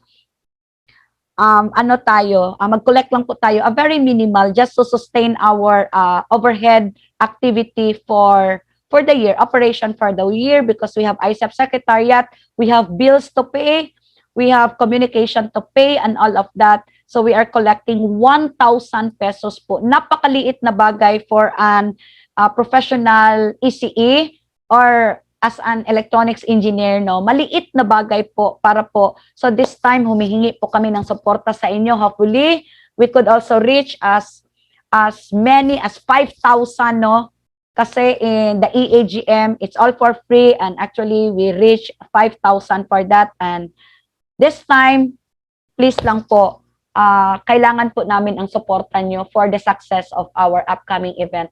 So many activities for all of you through our created committees, yung mga standing committees natin, at saka yung mga special created committees to support our standing committees. Again, my thanks and congratulations for everybody who shared their time, their talent, for the love of IECEP and for the love of our profession. So maraming salamat po. Mabuhay po tayong lahat. All right, thank you so much, Dr. Michelle. So ma'am, can you please stay put as we would award this certificate of appreciation to you. So let me read the certificate. The Institute of Electronics Engineers of the Philippines Incorporated, IECEP QATAR, and IECEP SOCCSKSARGEN Chapter awards the Certificate of Recognition to Dr. Michelle D. Lawas, PECE, in grateful recognition and commendation for her invaluable efforts and exemplary performance as a resource speaker with the topic Women Leaders in Engineering Achieving an Equal Future in the Time of Pandemic during the 2021 webinar collaboration series with IECEP Qatar and IECEP SOCCSKSARGEN chapter given this 20th of March 2021, signed by the IECEP SOCCSKSARGEN Governor Engineer Tanya M. Osorio and IECEP Qatar Governor Engineer Kensley Armon F. Manese. So there you have it, ma'am. So thank you so much for gracing your time with us. And I believe that our participants will fully support the future activities of IECEP. All right, so thank you so much, everyone. So in this COVID-19 world and beyond, let us all make change, work for women, and reap the progress as well. Let women make change. All right. So now, our attendance quiz evaluation form link is already shared in our chat box, and I am also flashing in our screen the QR code. So to everyone, we are encouraging you to please fill out this form before our webinar ends. So please stay put because we still have our program pa po. So thank you so much for everyone who liked our YouTube page. So we really have engaging participants for this evening. All right, so now we will be hearing messages from our living example of empowered women who are present here in our Zoom platform. So let us first hear a short message from our IECEP National Director. Ladies and gentlemen, help me welcome Engineer Jovita Chonko. Hello, ma'am. Good evening. Hello, good evening. Good evening Hi. po. I would like to congratulate ISEP, SOCCSKSARGEN, and Qatar for this webinar. It's very timely because this month, March is the Women's Month, and no less than Madam President Michelle is a good example of a woman engineer. Just like si Ma'am Arsol and Ma'am May, they are all successful women leaders in engineering. They have effectively balanced his career and family. Before, we all know that women cannot even vote. Ngayon, vote, we have women engineers, we also have women still violence against women, still prevalent lalo na this pandemic. And this webinar helps our men, helps our women be aware about all of these things. So hopefully we can have male advocates out there, male engineers na maging advocate, maging members of MOVE or the men opposed to violence everywhere. If you wish to know more about gender and development, about VAUC, there's a Philippine Commission on Women that you can also Google it and learn more about this. Again, mabuhay po si SOCCSKSARGEN and si Qatar. It's a very wonderful topic. Very timely po siya. Thank you. All right, thank you so much, Director Jovita Chonko, for that one. Indeed, when male engineers are advocates of women empowerment and gender equality, it has a powerful impact to our Juana ECEs. So next, let me call on our ISEP National Secretary General, Engineer Lori Liza D. Bulayog. Hello, ma'am. Good evening. Hello. Hi, good afternoon. Good afternoon and good evening here in the Philippines. Yes, I too would like to share on how women in technology or in engineering world can be empowered, especially in this time of pandemic. So actually, it's not only women, no, all electronics engineers. Uh, we know that there are a lot of things that we can do in our community. There are a lot of things that we can help. Our profession can do a lot in improving actually the situations or the lives of our kababayan and all of the people actually. So in a small time, would like to share my message in just 10 slides if I am allowed to share my screen. Okay, ma'am. Go ahead po. You can share your screen po. Yes. Okay. Sige. So, by the way, good evening sa lahat. Ang mga pellars natin, no, andito sila. Kita ko si Sir Ornan, Superman ng IECEP. Okay, so, how can you see my screen now? Nakikita na ba? Nakikita na po. May ano ba? May nakaano ba sa screen na hindi maganda? Hindi ma'am, nakikita po yung presentation po. Okay, okay na ba? Okay, so why women leaders actually? There are only few women leaders in tech nowadays. Why? What's the reason? And that's actually what is being emphasized by our national president, Dr. Michelle Lawas. Okay, so of course, I would like to formally introduce myself. I'm Lori Lisa Bulayog. For now, I'm connected with USTP. I'm currently the head of the institutional accreditation and recognition of USTP system. I have an experience as a woman. I'm very glad that I have an experience as research fellow in electronic system design in University of Surrey, England, wherein our team is composed of 7 engineers and 2 are women.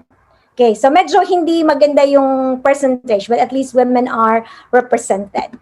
Okay, so there's this quote, there's this saying. Wait lang. Sandali lang ha. Hindi maganda yung ano ko. Hindi ko nakikita yung presentation ko for a while.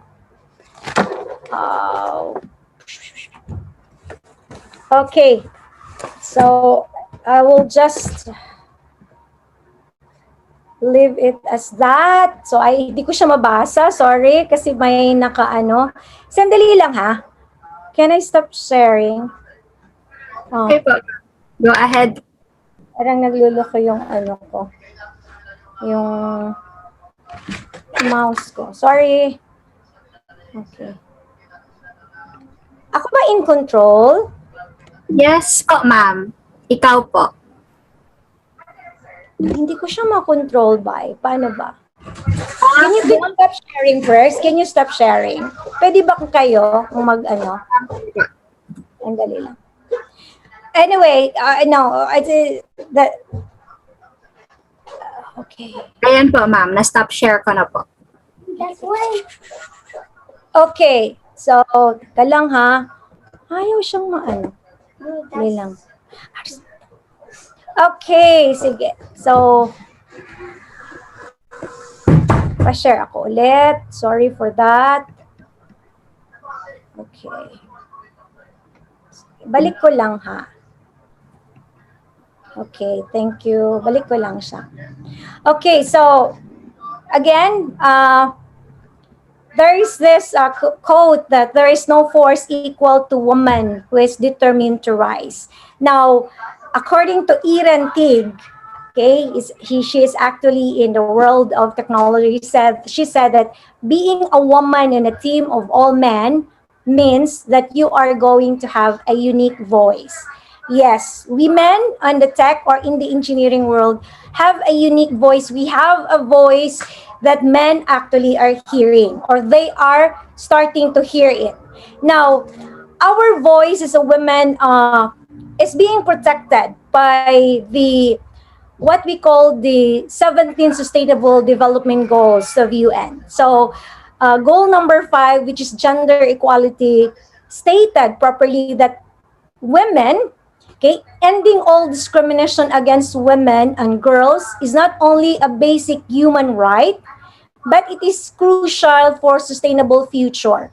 And it's that empowering women and girls help economic growth and development. Okay, so there's already a study in that made by UN. In fact, that's the reason why they have included it in the 17 Sustainable Development Goals. Philippines is part of this one UN. We are advocating for gender equality. Now, who are these women leaders in technology? Who are they actually? Okay, so these are the women who makes the difference. So I'm not going to really specify what they did or what they did that we are enjoying nowadays in our technology world. Okay, but let me just cite a few. We have here Ada Lovelace is the first computer programmer. We have Grace here, which is actually the first to develop Wi-Fi. We have the Rear Admiral Grace Hopper, the first who were one of the women who worked on Harvard on Mark 1. And we have here a NASA rocket scientist whose vital work is in the Centaur rocket. This is actually the space shuttle that is being used to launch rocket. And we have Adeline here, who's an inspiration of the graphical user interface, and many more. Okay, many more to mention. And these are women who are actually the one who help in molding or discovering what we are enjoying now in the tech and engineering world. Now, women in tech today, what does it mean? What does it mean for women to be in the technology, to be in the engineering world? What does it mean? So a woman in tech solves problem, big and small. She thinks only of what a career, she thinks not only of what a career in tech can do for herself, but skills she can use to make an impact on her community.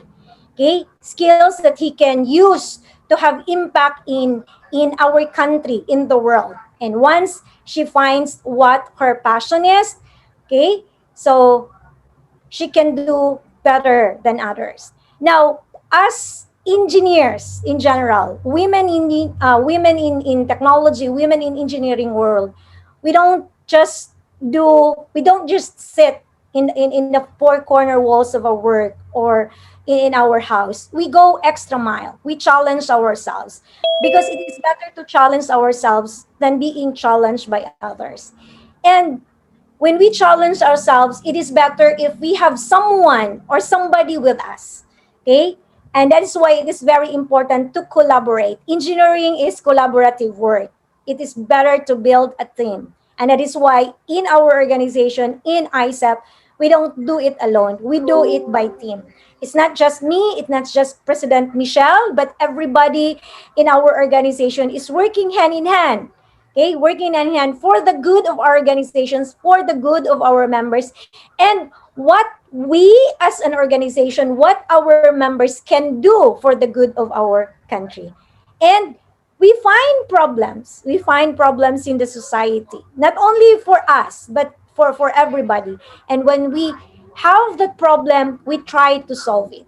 Now, there is a saying that I have read. It says that when you're pursuing any career, really career that is in technology, find your passion and don't let anything stand in your way. So I think that's one that we can actually give to our aspiring women engineers who wants to lead the technology world. So what are the challenges that women in tech world faces nowadays? There are actually many. According to Adiva IT, as of 2018, women held only 25% of all the jobs in technology and engineering, despite that women are making almost half of the total force. In fact, women is 44.7% of the workforce.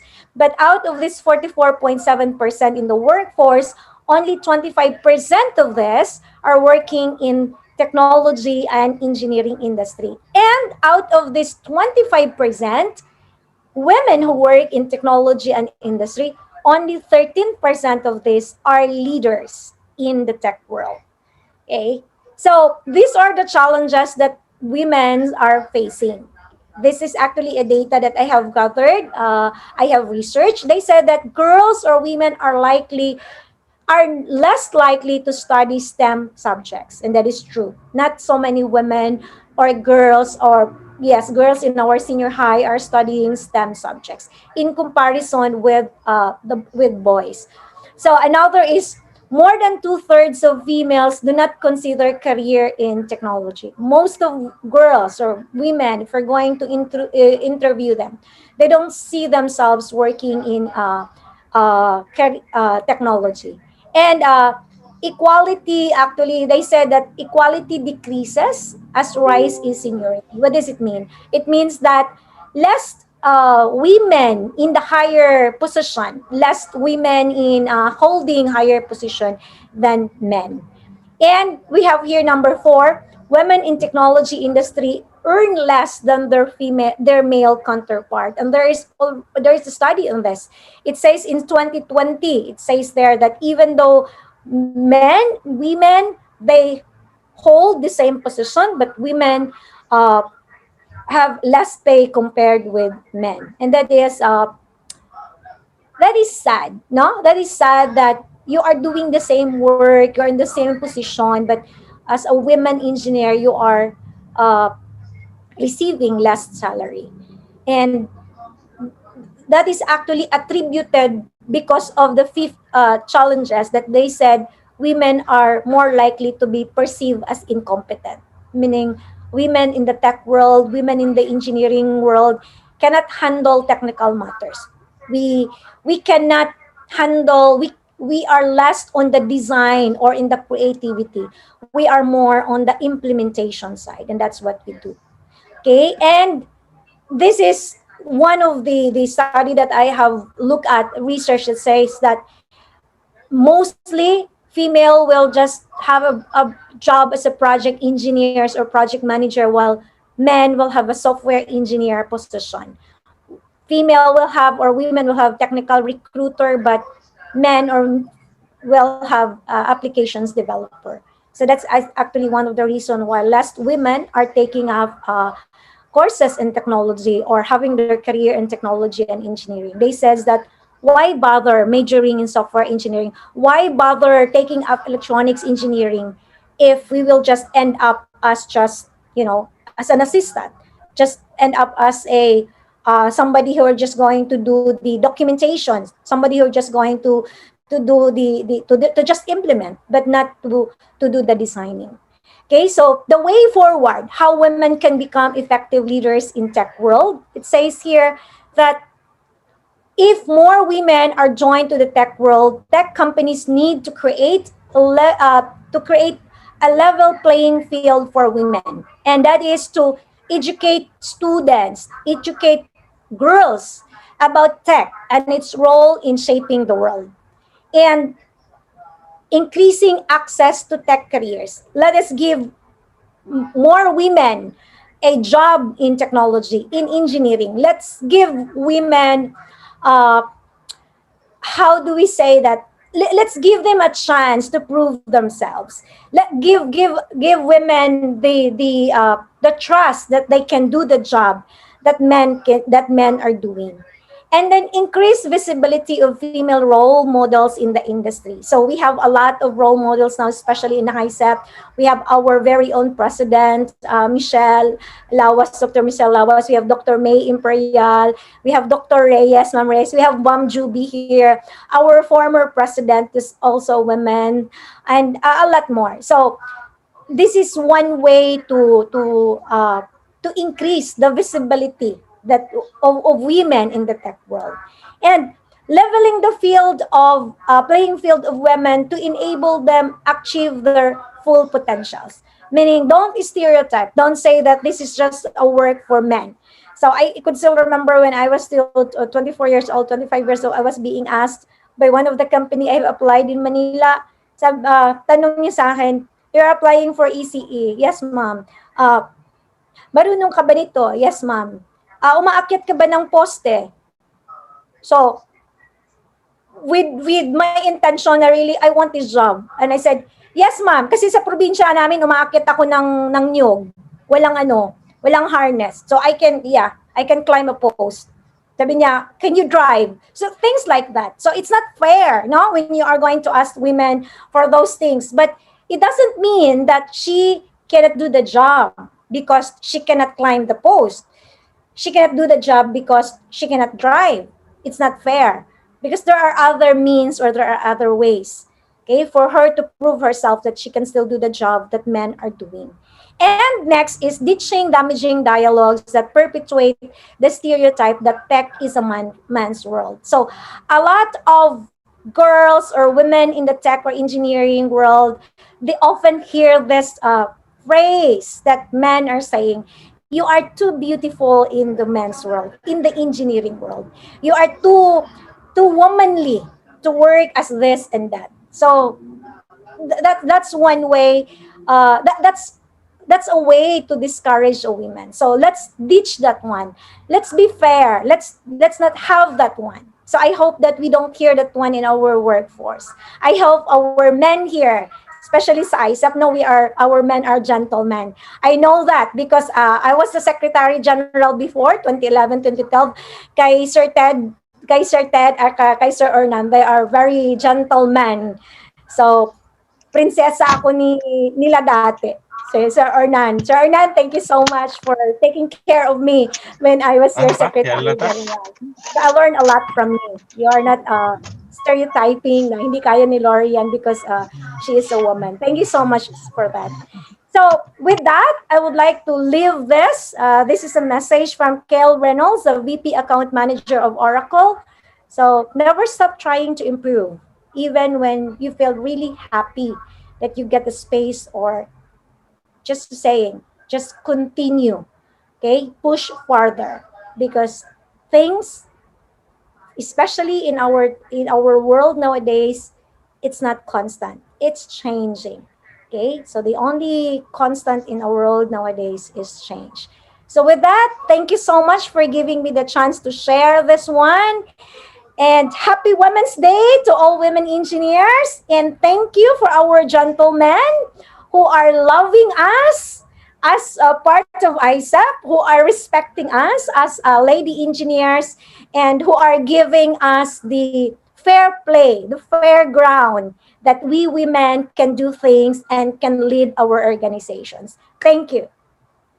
Thank you so much, Engineer Lori Lisa. It's indeed very, ma'am. I think many people here in our Zoom chat or in our YouTube live are inspired by your message. Thank you so much, Ma'am Lori. So now, let us hear another message from one of our empowered and powerful women who is present in our Zoom platform. Let me call on our 2017 IECEP National President, Dr. Rosula S.J. Reyes.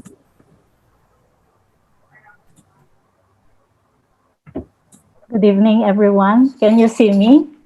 Yes. Medyo po, ma'am. Parang medyo malabo dahil sa virtual background. I don't see my face on my laptop eh. Medyo lang po. Okay. So medyo let me just remove my background. Okay. Ayun. Better? Yes po, ma'am. Yeah, is that better? Yes po. Better po. Hello? Can you hear me? Yes, ma'am. We can hear you po. Hello? We can hear you. Can you hear me? Yes, ma'am. Hello to everyone. Good evening to everyone. And greetings to all the women engineers present in this event now. Thank you for giving me this opportunity to give you a message. So first of all, my congratulations to IECEP QATAR and IECEP SOCCSKSARGEN for a very interesting topic for this webinar. And if I may mention, I'm lucky probably to be one of the first woman electronics engineer. So you see me as your mother. And Engineer Job here was my former student, actually. And I would like to just mention that each one of us has a role to play.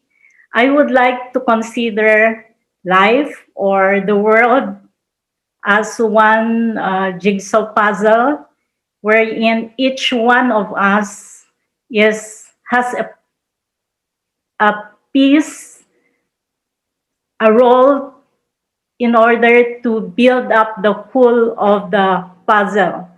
So if one is lost, we cannot complete the puzzle, which means that everyone, whether man or woman, whether engineer or not, whether member or officer, you always have a role to play.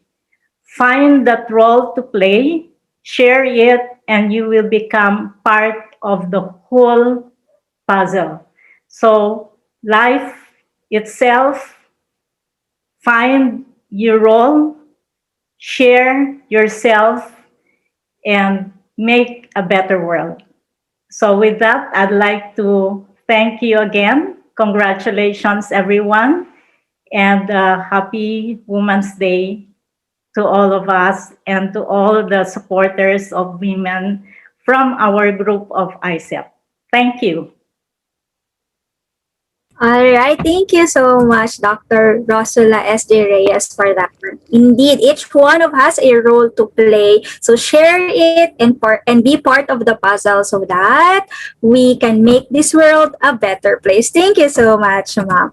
And lastly, we will be hearing a message from our ISEP 2014 National President and 2014 National President and 2020 Outstanding Professional of the Year in the fields of electronics engineering. Ladies and gentlemen, help me welcome Dr. May Rosie Imperial. Good evening, everyone.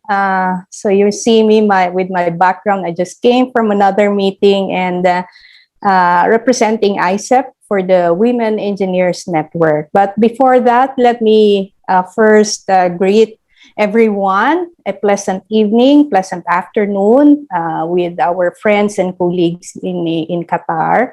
And good evening to everyone here back in the Philippines. So I'd like to really acknowledge, of course, our very able president, Dr. Michelle Lawas, who has been, mentioning my name right from the start. But Michelle, you did well with the presentation. It's really very fantastic. And of course, we also have our board of electronics engineers. We have Engineer Orben and Engineer Del Moro and fellow past presidents, women engineers like Ma'am Arsol, who shared her message earlier. Of course, our IECEP national directors and former officers.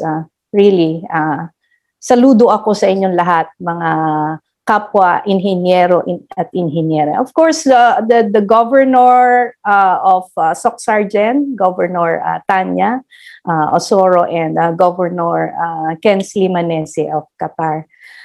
So March is really Women's Month. So you're seeing me wearing purple. That's the color of the Women's Month,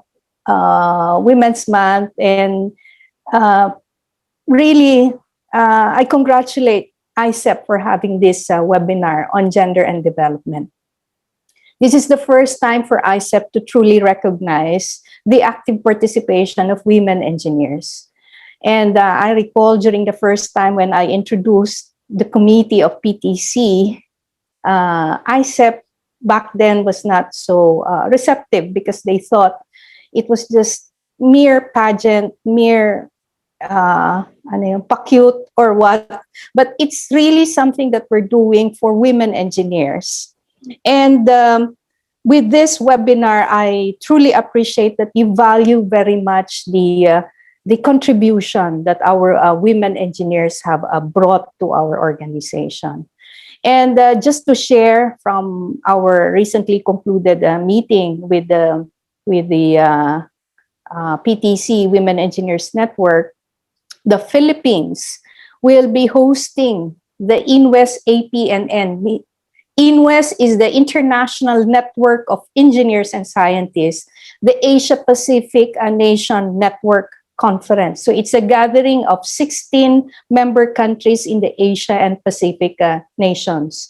And due to the membership of PTC WEN in this INWES APNN, we are now given a privilege to be part of funding projects, especially for women engineers. And I was trying to look at the offered funding. It was really, it's not a joke, because they can give as much as $500,000 as a support. So with the active participation of IECEP, we can involve more women engineers in hopefully we can have this grant, and we can include them in all of the endeavors of PTC Women Engineers Network through our very own IECEP. So at least yan po yung update ng ating Women Engineers Network. And of course, lastly, thank you for your recognition and support. Truly, you are all my inspiration. So thank you, and thank you for giving me this time also to share my thoughts about the Women's Month. So happy Women's Month. And the Women Engineers Day is actually on June 23. Mag-ano na lang ako, plugging na lang. We will be having also our very own Women Engineers Day, pero earlier siya, we'll have it on a Saturday that will be on June 19. So immediately after yung ating mid-year convention. So we hope that our women engineers will be joining us also in the International Women Engineers Day. Ayan. So maraming salamat, and God bless us all. Stay safe. Marami pong cases ngayong araw na ito. Thank you. All right, thank you so much, Dr. May Rosie Imperial. You are also our inspiration as well. So thank you so much, ma'am, for that one. So to the women leaders in engineering, we salute you for your trailblazing efforts to continue paving pathways for more women and girls to become leaders and propel positive change for our nation. So mabuhay po kayong lahat. All right. In this juncture, I am requesting our panelists who are present in our Zoom platform to please turn on your camera for our picture taking po. I am requesting Governor Kensley to do the honors po. Gov Kens. Yes, I'll do the screenshot.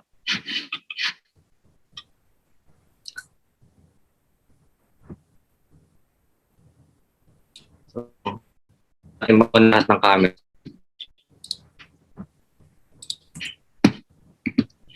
Panel requesting for your camera to turn on po. Ayun. Yan. Waiting lang po yung iba.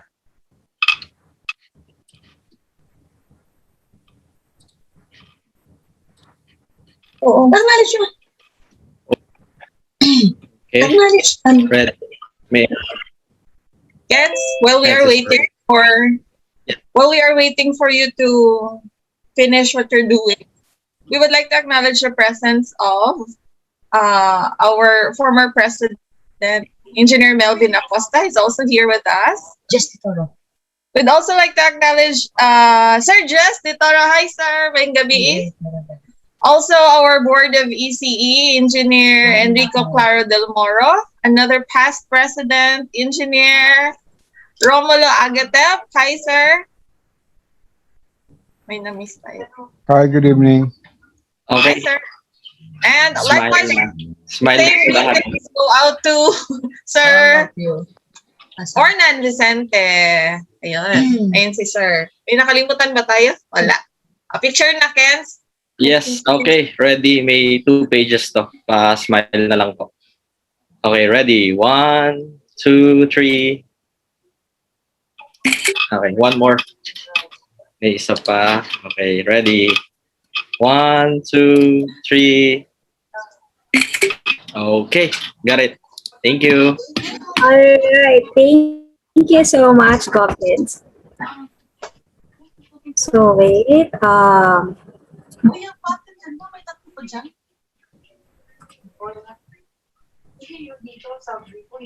right. So now, again, I am flashing in our screen the QR code for our attendance quiz evaluation form link for today. So if you have trouble in putting your badge number, so just remove the zeros and spaces. So our format is, these are all numbers XXXX-XXXXX.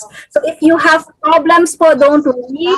You can directly communicate with IECEP Qatar and IECEP SOCCSKSARGEN, and we are gladly here to assist you. So now, we want to invite everyone on our webinar, which is tentatively on April 24, entitled Microelectronic Engineering from the Foundations and Beyond by Engineer Angelito A. Silverio, PhD. That will be on April 24, tentatively on April 24, 1 to 5 p.m. So if there are changes, do not worry. We will be posting it in our Facebook pages. And I want to grab this opportunity to greet IECEP Qatar a happy anniversary, which is on March 27. So from your IECEP family, especially from IECEP SOCCSKSARGEN and all who are present in our Zoom, we want to greet you happy anniversary, IECEP Qatar. And again, we want to invite everyone to join what Dr. Imperial has mentioned earlier, to join the Women's International Engineering Day on June 19, and continue to support our IECEP national activities, which is the Mid-Year Convention in June. So tune in to our official pages for our future announcement. So now, we once again thank you everyone for joining us today in our webinar. We appreciate everyone who participated in our webinar. We really have very engaging participants today, and we are inspired by our speakers and our VIP messages. So before we will wrap up our webinar today, let us first hear words from one of our Juana ECEs. She is our charming and energetic, our very own IECEP SOCCSKSARGEN Vice Governor for External Affairs, Engineer Kimberly T. Gaturian, for her closing remarks. Ma'am?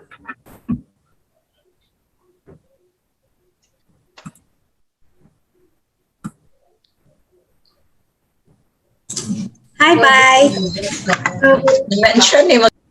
Am I audible? Yes. Okay. So, hindi ako prepared. I didn't know this was the time that I was gonna give the closing remarks. Anyway, thank you, Ma'am Michelle, for the very inspirational talk tonight. We are indeed honored to have you as our past president, and of course our mentor, and of course the president in the national IECEP right now. So I am also I would also consider myself an empowered female in the industry, and it's true that that we are sometimes we are given like documentation activities. We are given the kumbaga pangbabaeng trabaho, but then it's not about consider that as minamaliit tayo. I think that it is also parang something that tells us na tayong mga babae, we can do the technical, we can do the documentation. Di ba, Bay? Because that's what we do normally, but that's okay. And we thank everyone who participated in this webinar. Thank you for everyone. And I think almost as more than 300 na yun talagang nag-complete na ng attendance, and we are very proud to have such participative yung mga engineers tonight. So hindi din lahat doon babae. Our kapwa engineers na mga lalaki are very supportive with our female engineers. So thank you, everyone. I'm sorry I was not prepared, but anyway, thank you, and I hope that everyone enjoyed and got inspired, especially doon din sa mga messages after sa talk ni Ma'am Michelle. And I think that's enough for me. I say good night. Congratulations to IECEP Qatar for their anniversary, and congratulations to all women engineers who have been like very successful in the fields of engineering, even though, well, technically we are dominated by men, but obviously we are also putting up the fight.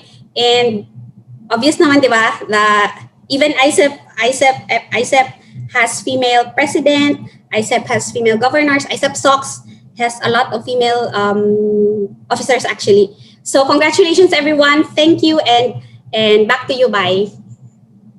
All right, thank you so much, Ma'am Kim, for that one. So before we will end this session, let us first hear messages from our male VIPs who are present in our Zoom chat box. So let's start off with our member of the Board of ECE, Honorable Enrico Claro del Moro. Hello, sir. Good evening. Good evening. Kala ko, pahinga na ako eh. Special request po daw ni Doc Michelle po, sir. Okay. Greetings to all the women ECEs from me here in Pampanga. No? Nandito ako ngayon sa Pampanga eh. And hopefully I can go home tomorrow. No? Kung hindi ko pa na-test, dahil nag-issue sila ng strict parang lockdown dito sa Pampanga, and hopefully I can go home tomorrow. No? Ano ba masasabi ko? Women's Month, di sa inyo na. Sa inyo na yung March. No, wala akong issue dun sa talks ni Michelle. Sa akin, men and women are equal, no? Sometimes nilalagyan lang ng konting order. Yung pag nandun tayo sa religious side, nilagyan ng order. So the man is the head of the family, but the woman is there as a companion and complement. So hindi ibig sabihin na lesser role yung babae, but just to put some order, yung man is the head of the family. So yun lang naman yun. It does not mean anything more. No? Kasi kung sinabi mo na the woman is the head of the family, something else. So, dun lang sa order na yun. But then again, okay naman yung ating discussions ngayon. And marami na talagang women leaders na nangyari. I think dun sa talk ni Michelle, as I was listening, no? Hindi ako nanonood. I was listening to the talk na mention ni Michelle yung mga women leaders currently, no? But marami nang nangyaring na marami ng women leaders dati, no? From my memory, I can rattle off probably Indira Gandhi ng India, no? Isa siya sa mga naunang women leaders. Tapos isa siguro sa very powerful si Margaret Thatcher ng UK, no? So kung ganun na lang siya katapang, no? And marami pang iba. I think the first the first president yata, if I'm not mistaken, is from Argentina, no? Si Isabel Peron, if I'm not mistaken. No? Mahilig kasi ako sa history, so alam ko itong mga kwan. And meron pa yata sa Sri Lanka nakalimutan ko na yung first name, si Miss Bandaranaike, if I remember it correctly. No? So marami ng women leaders. And in fact, sa Philippines, we had two past presidents, Core Aquino and Gloria Macapagal-Arroyo. So, hindi nawawala yung role ng babae anywhere else. And sa IECEP, pinangunahan siguro ay tama ba? Ang unang lady woman na president ng IECEP is Silvia Marcelo, no? Yun ang tapos si Ami Rubio and then Arsol, no? Tapos si May Rose, tapos si Arsol uli. And then dumami na dumami, no? So is of equal footing, no? So nabanggit kanina ng ating closing remarks, no? Ako may closing pa. Sa SOCCSKSARGEN talaga dominated, no? Pwede natin sabihin, dominated by women leaders ang IECEP SOCCSKSARGEN. And hindi naman nagrereklamo yung mga lalaki, no? Actually ako sa experience ko sa industry, I was probably the one in the company that I work for na nag-hire ako ng napakaraming women ECEs. No? So nagulat sa akin yung mga ibang managers, ba't daw ako nag-hire? Sabi ko, bakit naman hindi? No? Ba't hindi ako mag-hire? Kaya naman nila yung job na ibibigay ko sa kanila. No? And one thing more is that pag nag-hire ako ng women engineers, ng babaeng mga engineers, babaeng ECE in particular, ma-uplift yung moral ng grupo dahil predominantly lalaki na nga. So mag-hire ako ng mga, I think I hired about initially 3, then I think another 3. From dating 0 yung babae. So yung moral ng mga engineering group na lalaki ay tumaas dahil dati puro lalaki lang sila, ngayon may kasama na silang babae, no? So yung manners nila basically improved. Tapos siyempre yung iba nanligaw, no? yun yung isang plus doon, yung plus side, no? So the moral improved. So basically ang nangyari doon, yung ibang groups also started to hire lady workers, no? Lady engineers. So again, thank you for this insight on the Women's Month. Ako ay sa aming mag-asawa, no? Kung ano yung ayaw ng asawa ko, yun yung ginagawa ko, no? Ganun ako katapang. So pag sinabi ng asawa ko na ayaw niya magluto, ako yung magluluto. Kung ayaw niya maglaba, ako maglalaba. Ayaw niya malansya, ako yung mamalansya. Kaya lahat ng ayaw niya, yun yung ginagawa ko. So, good evening po sa inyo lahat.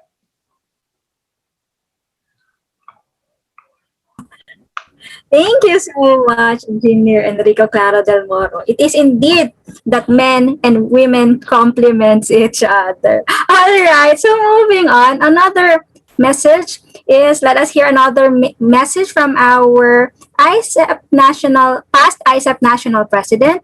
May we request Engineer Ornan Vicente. Hello, sir. Good evening. Yeah, hi. Good evening, everyone. It's indeed a great opportunity to be here, and thanks for inviting me. I'd like to congratulate the leadership of IECEP QATAR and IECEP SOCCSKSARGEN for bringing this webinar to our members. Also, of course, I'd like to congratulate the speakers, our national president, and of course our secretary general, these two powerful women. So I'd also like to greet you a happy Women's Month. Okay, so very brief lang, please support our national president. She has a lot of programs to introduce national. So let's support her, and also what do you call this? Tulungan natin siyang ma-implement And also, of course, I'd like to greet a very good evening to our former national president, okay, manandito. And of course, the founding father of IECEP Qatar, they call him AQT, si Engineer Adonis Cutalabo. And of course, yung ating dalawang board examiner na nandito. Yeah. So, congratulations and magandang gabi po sa inyong lahat. Sana ipagpatuloy nyo ito. So, mukhang ano matawag dito, sister chapter ba ng Qatar ang SOCCSKSARGEN? Medyo nahahalata kayo mga tiga Qatar ha. So sabi nga ni board examiner Engineer Del Moro, dominated daw ng women yung SOCCSKSARGEN. Mukhang magaling kayong pumili ng sister chapter. Sige. Siyempre. Okay, so thank you again and thanks for the opportunity to speak and greet everyone. A very good evening. Maraming salamat po. Thank you so much, Engineer Ornan Vicente, for those words po, sir. Thank you. Yes, we indeed need to support our IECEP National po. All right, now let us hear another message from one of IECEP pillars. Ladies and gentlemen, help me welcome Engineer Romulo R. Agatep. Hello, sir. Good evening. Hello, good evening. Magandang gabi sa lahat.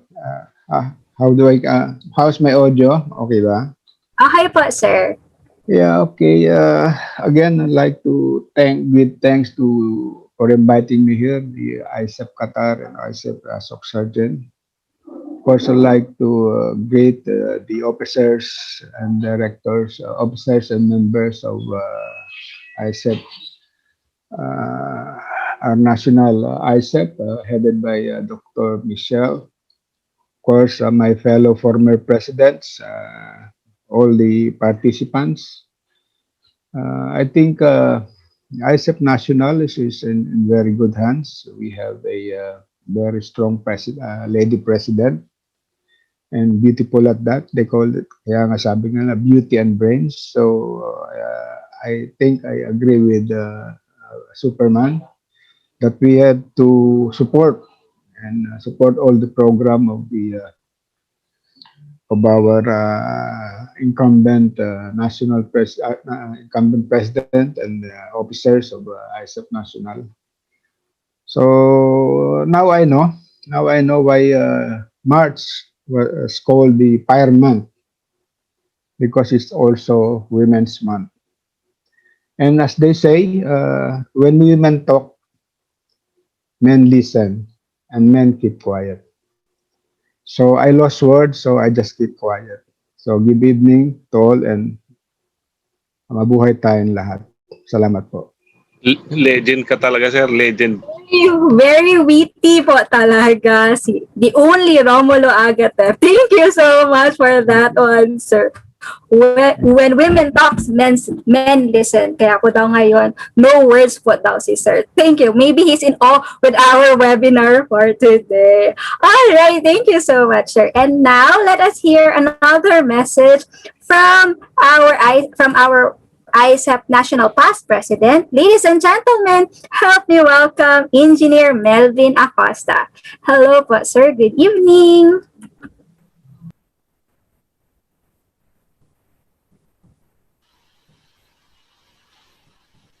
Hi, are you seeing me now? Yes po, sir. We can see you and hear you po. Tama na. Patayin ko lang yung lampshade ko. Pusita ko. Yan. Okay, I'm really impressed, ladies and gentlemen. Good evening to all of you, colleagues. Hindi ko na iisa-isahin. And I was so inspired by the talk of our national president, Michelle Ramos, and the empowerment of women. Yes, there are already a lot of leader women in the society as well as organization. And mind you telling, the Philippines is one of the countries, or in fact, one of the top countries wherein there is an equal opportunity for men and women, particularly in the executive level. And And ICEP is one of the testimonies for that, no? Yung organization natin. And we know for a fact that, oh yes, physically, mas malakas ang lalaki, no? By nature, no? Anatomically, mas malakas ang lalaki. Pero alam natin na talagang mas malakas ang babae. Aminin na natin yun. Sabi nga ni Engineer Agate, the only way to please a woman is to keep silent na lang. you cannot fight City Hall kahit nasa sa home organization. Okay, so but the point is, as Michelle told us, as well as presented to us, as well as the one presented by Lori, it really shows how women and in general are as capable as men when it comes to running an organization. Let alone, kasi meron silang special quality, no? Ang isang special quality ng women, kagaya nabanggit ng mga women leaders sa New Zealand, nabanggit ni de Rico yung si Madam Bandaranaike of Sri Lanka, the Iron Lady, si Margaret Thatcher, si Merkel sa Germany, marami pa, no? And of course, sa Philippines, no? The point is that meron silang nurturing quality. Is instinctive for mother instinct yun to care for the people under them. Yun yung advantage naman ng women, no? Mas emotionally, mas competent sila emotionally. Aminin na natin mga guys, no? Kasi kami mga lalaki, when we deal with problem, we always take it all rational. But women, no, is sa right-minded, medyo yung mind nila incline more on the emotion. So, the point is, mas caring yung mga babae when treating their subordinates. Kaya lang, mas matindi rin magalit. Joke lang. The point is, talagang women and men are complementary and there is no supposedly discrimination as far as giving opportunity for them to serve, no? And kagaya ngayon, maganda nga ngayon, inabutan na natin ng modern times, no? Because historically, talagang women were deprived of many, many rights, including the right to vote, the right to own, the right to even speak. Pero ngayon, equal opportunity na tayo and we celebrate that fact that, and in fact, there's even a month for that whole celebration and we're very happy to have that. And obviously speaking, ang daming babae natin sa IECEP na they're really very capable of running this organization. And as Engineer Agate was saying, or everybody, or Engineer Northern was saying, no? Let's really support our current president, or Dr. Michelle Lawas and her programs. Marami na tayong narinig na mga programs niya. No? At the same time, personally, I also suggested some of the programs which maybe she knows already what I'm trying to say. No? Ang point lang is, sama-sama talaga tayo rito sa IECEP. Anahal natin ng IECEP and we are volunteering ourselves to make this organization very successful. Thank you. All right, thank you so much, Engineer Melvin Acosta, for that message. Indeed, men and women complements each other. So, as what our, you know what, all of our male VIPs is just a testament that they are indeed good husbands to their wives po, diba? They really value the role of women not only in their family but in the organization as well. So the main message is that we are one organization, we have one goal, so let us support IECEP National all the way. All right, so I think that's it, ladies and gentlemen. So to our participants, guests, VIPs, thank you everyone for attending and participating in our second tranche of the March Back to Back webinar. This wraps up our webinar for today, and we hope that we are able to give comprehensive insights and valuable information on the significant role of women leaders in attaining equal future in the time of pandemic. We are grateful for your participation, and we want to emphasize or to tell everyone that we are immensely grateful to the members who support Team Turix, which is Team Qatar and Team SOCCSKSARGEN all the way. those chapters are thriving because of your support and patronage. So mabuhay po kayong lahat. So we are looking forward to seeing you again in our upcoming IECEP QATAR and SOCCSKSARGEN activities. So once again, this is by your host, and God bless and keep safe everyone. Good night po.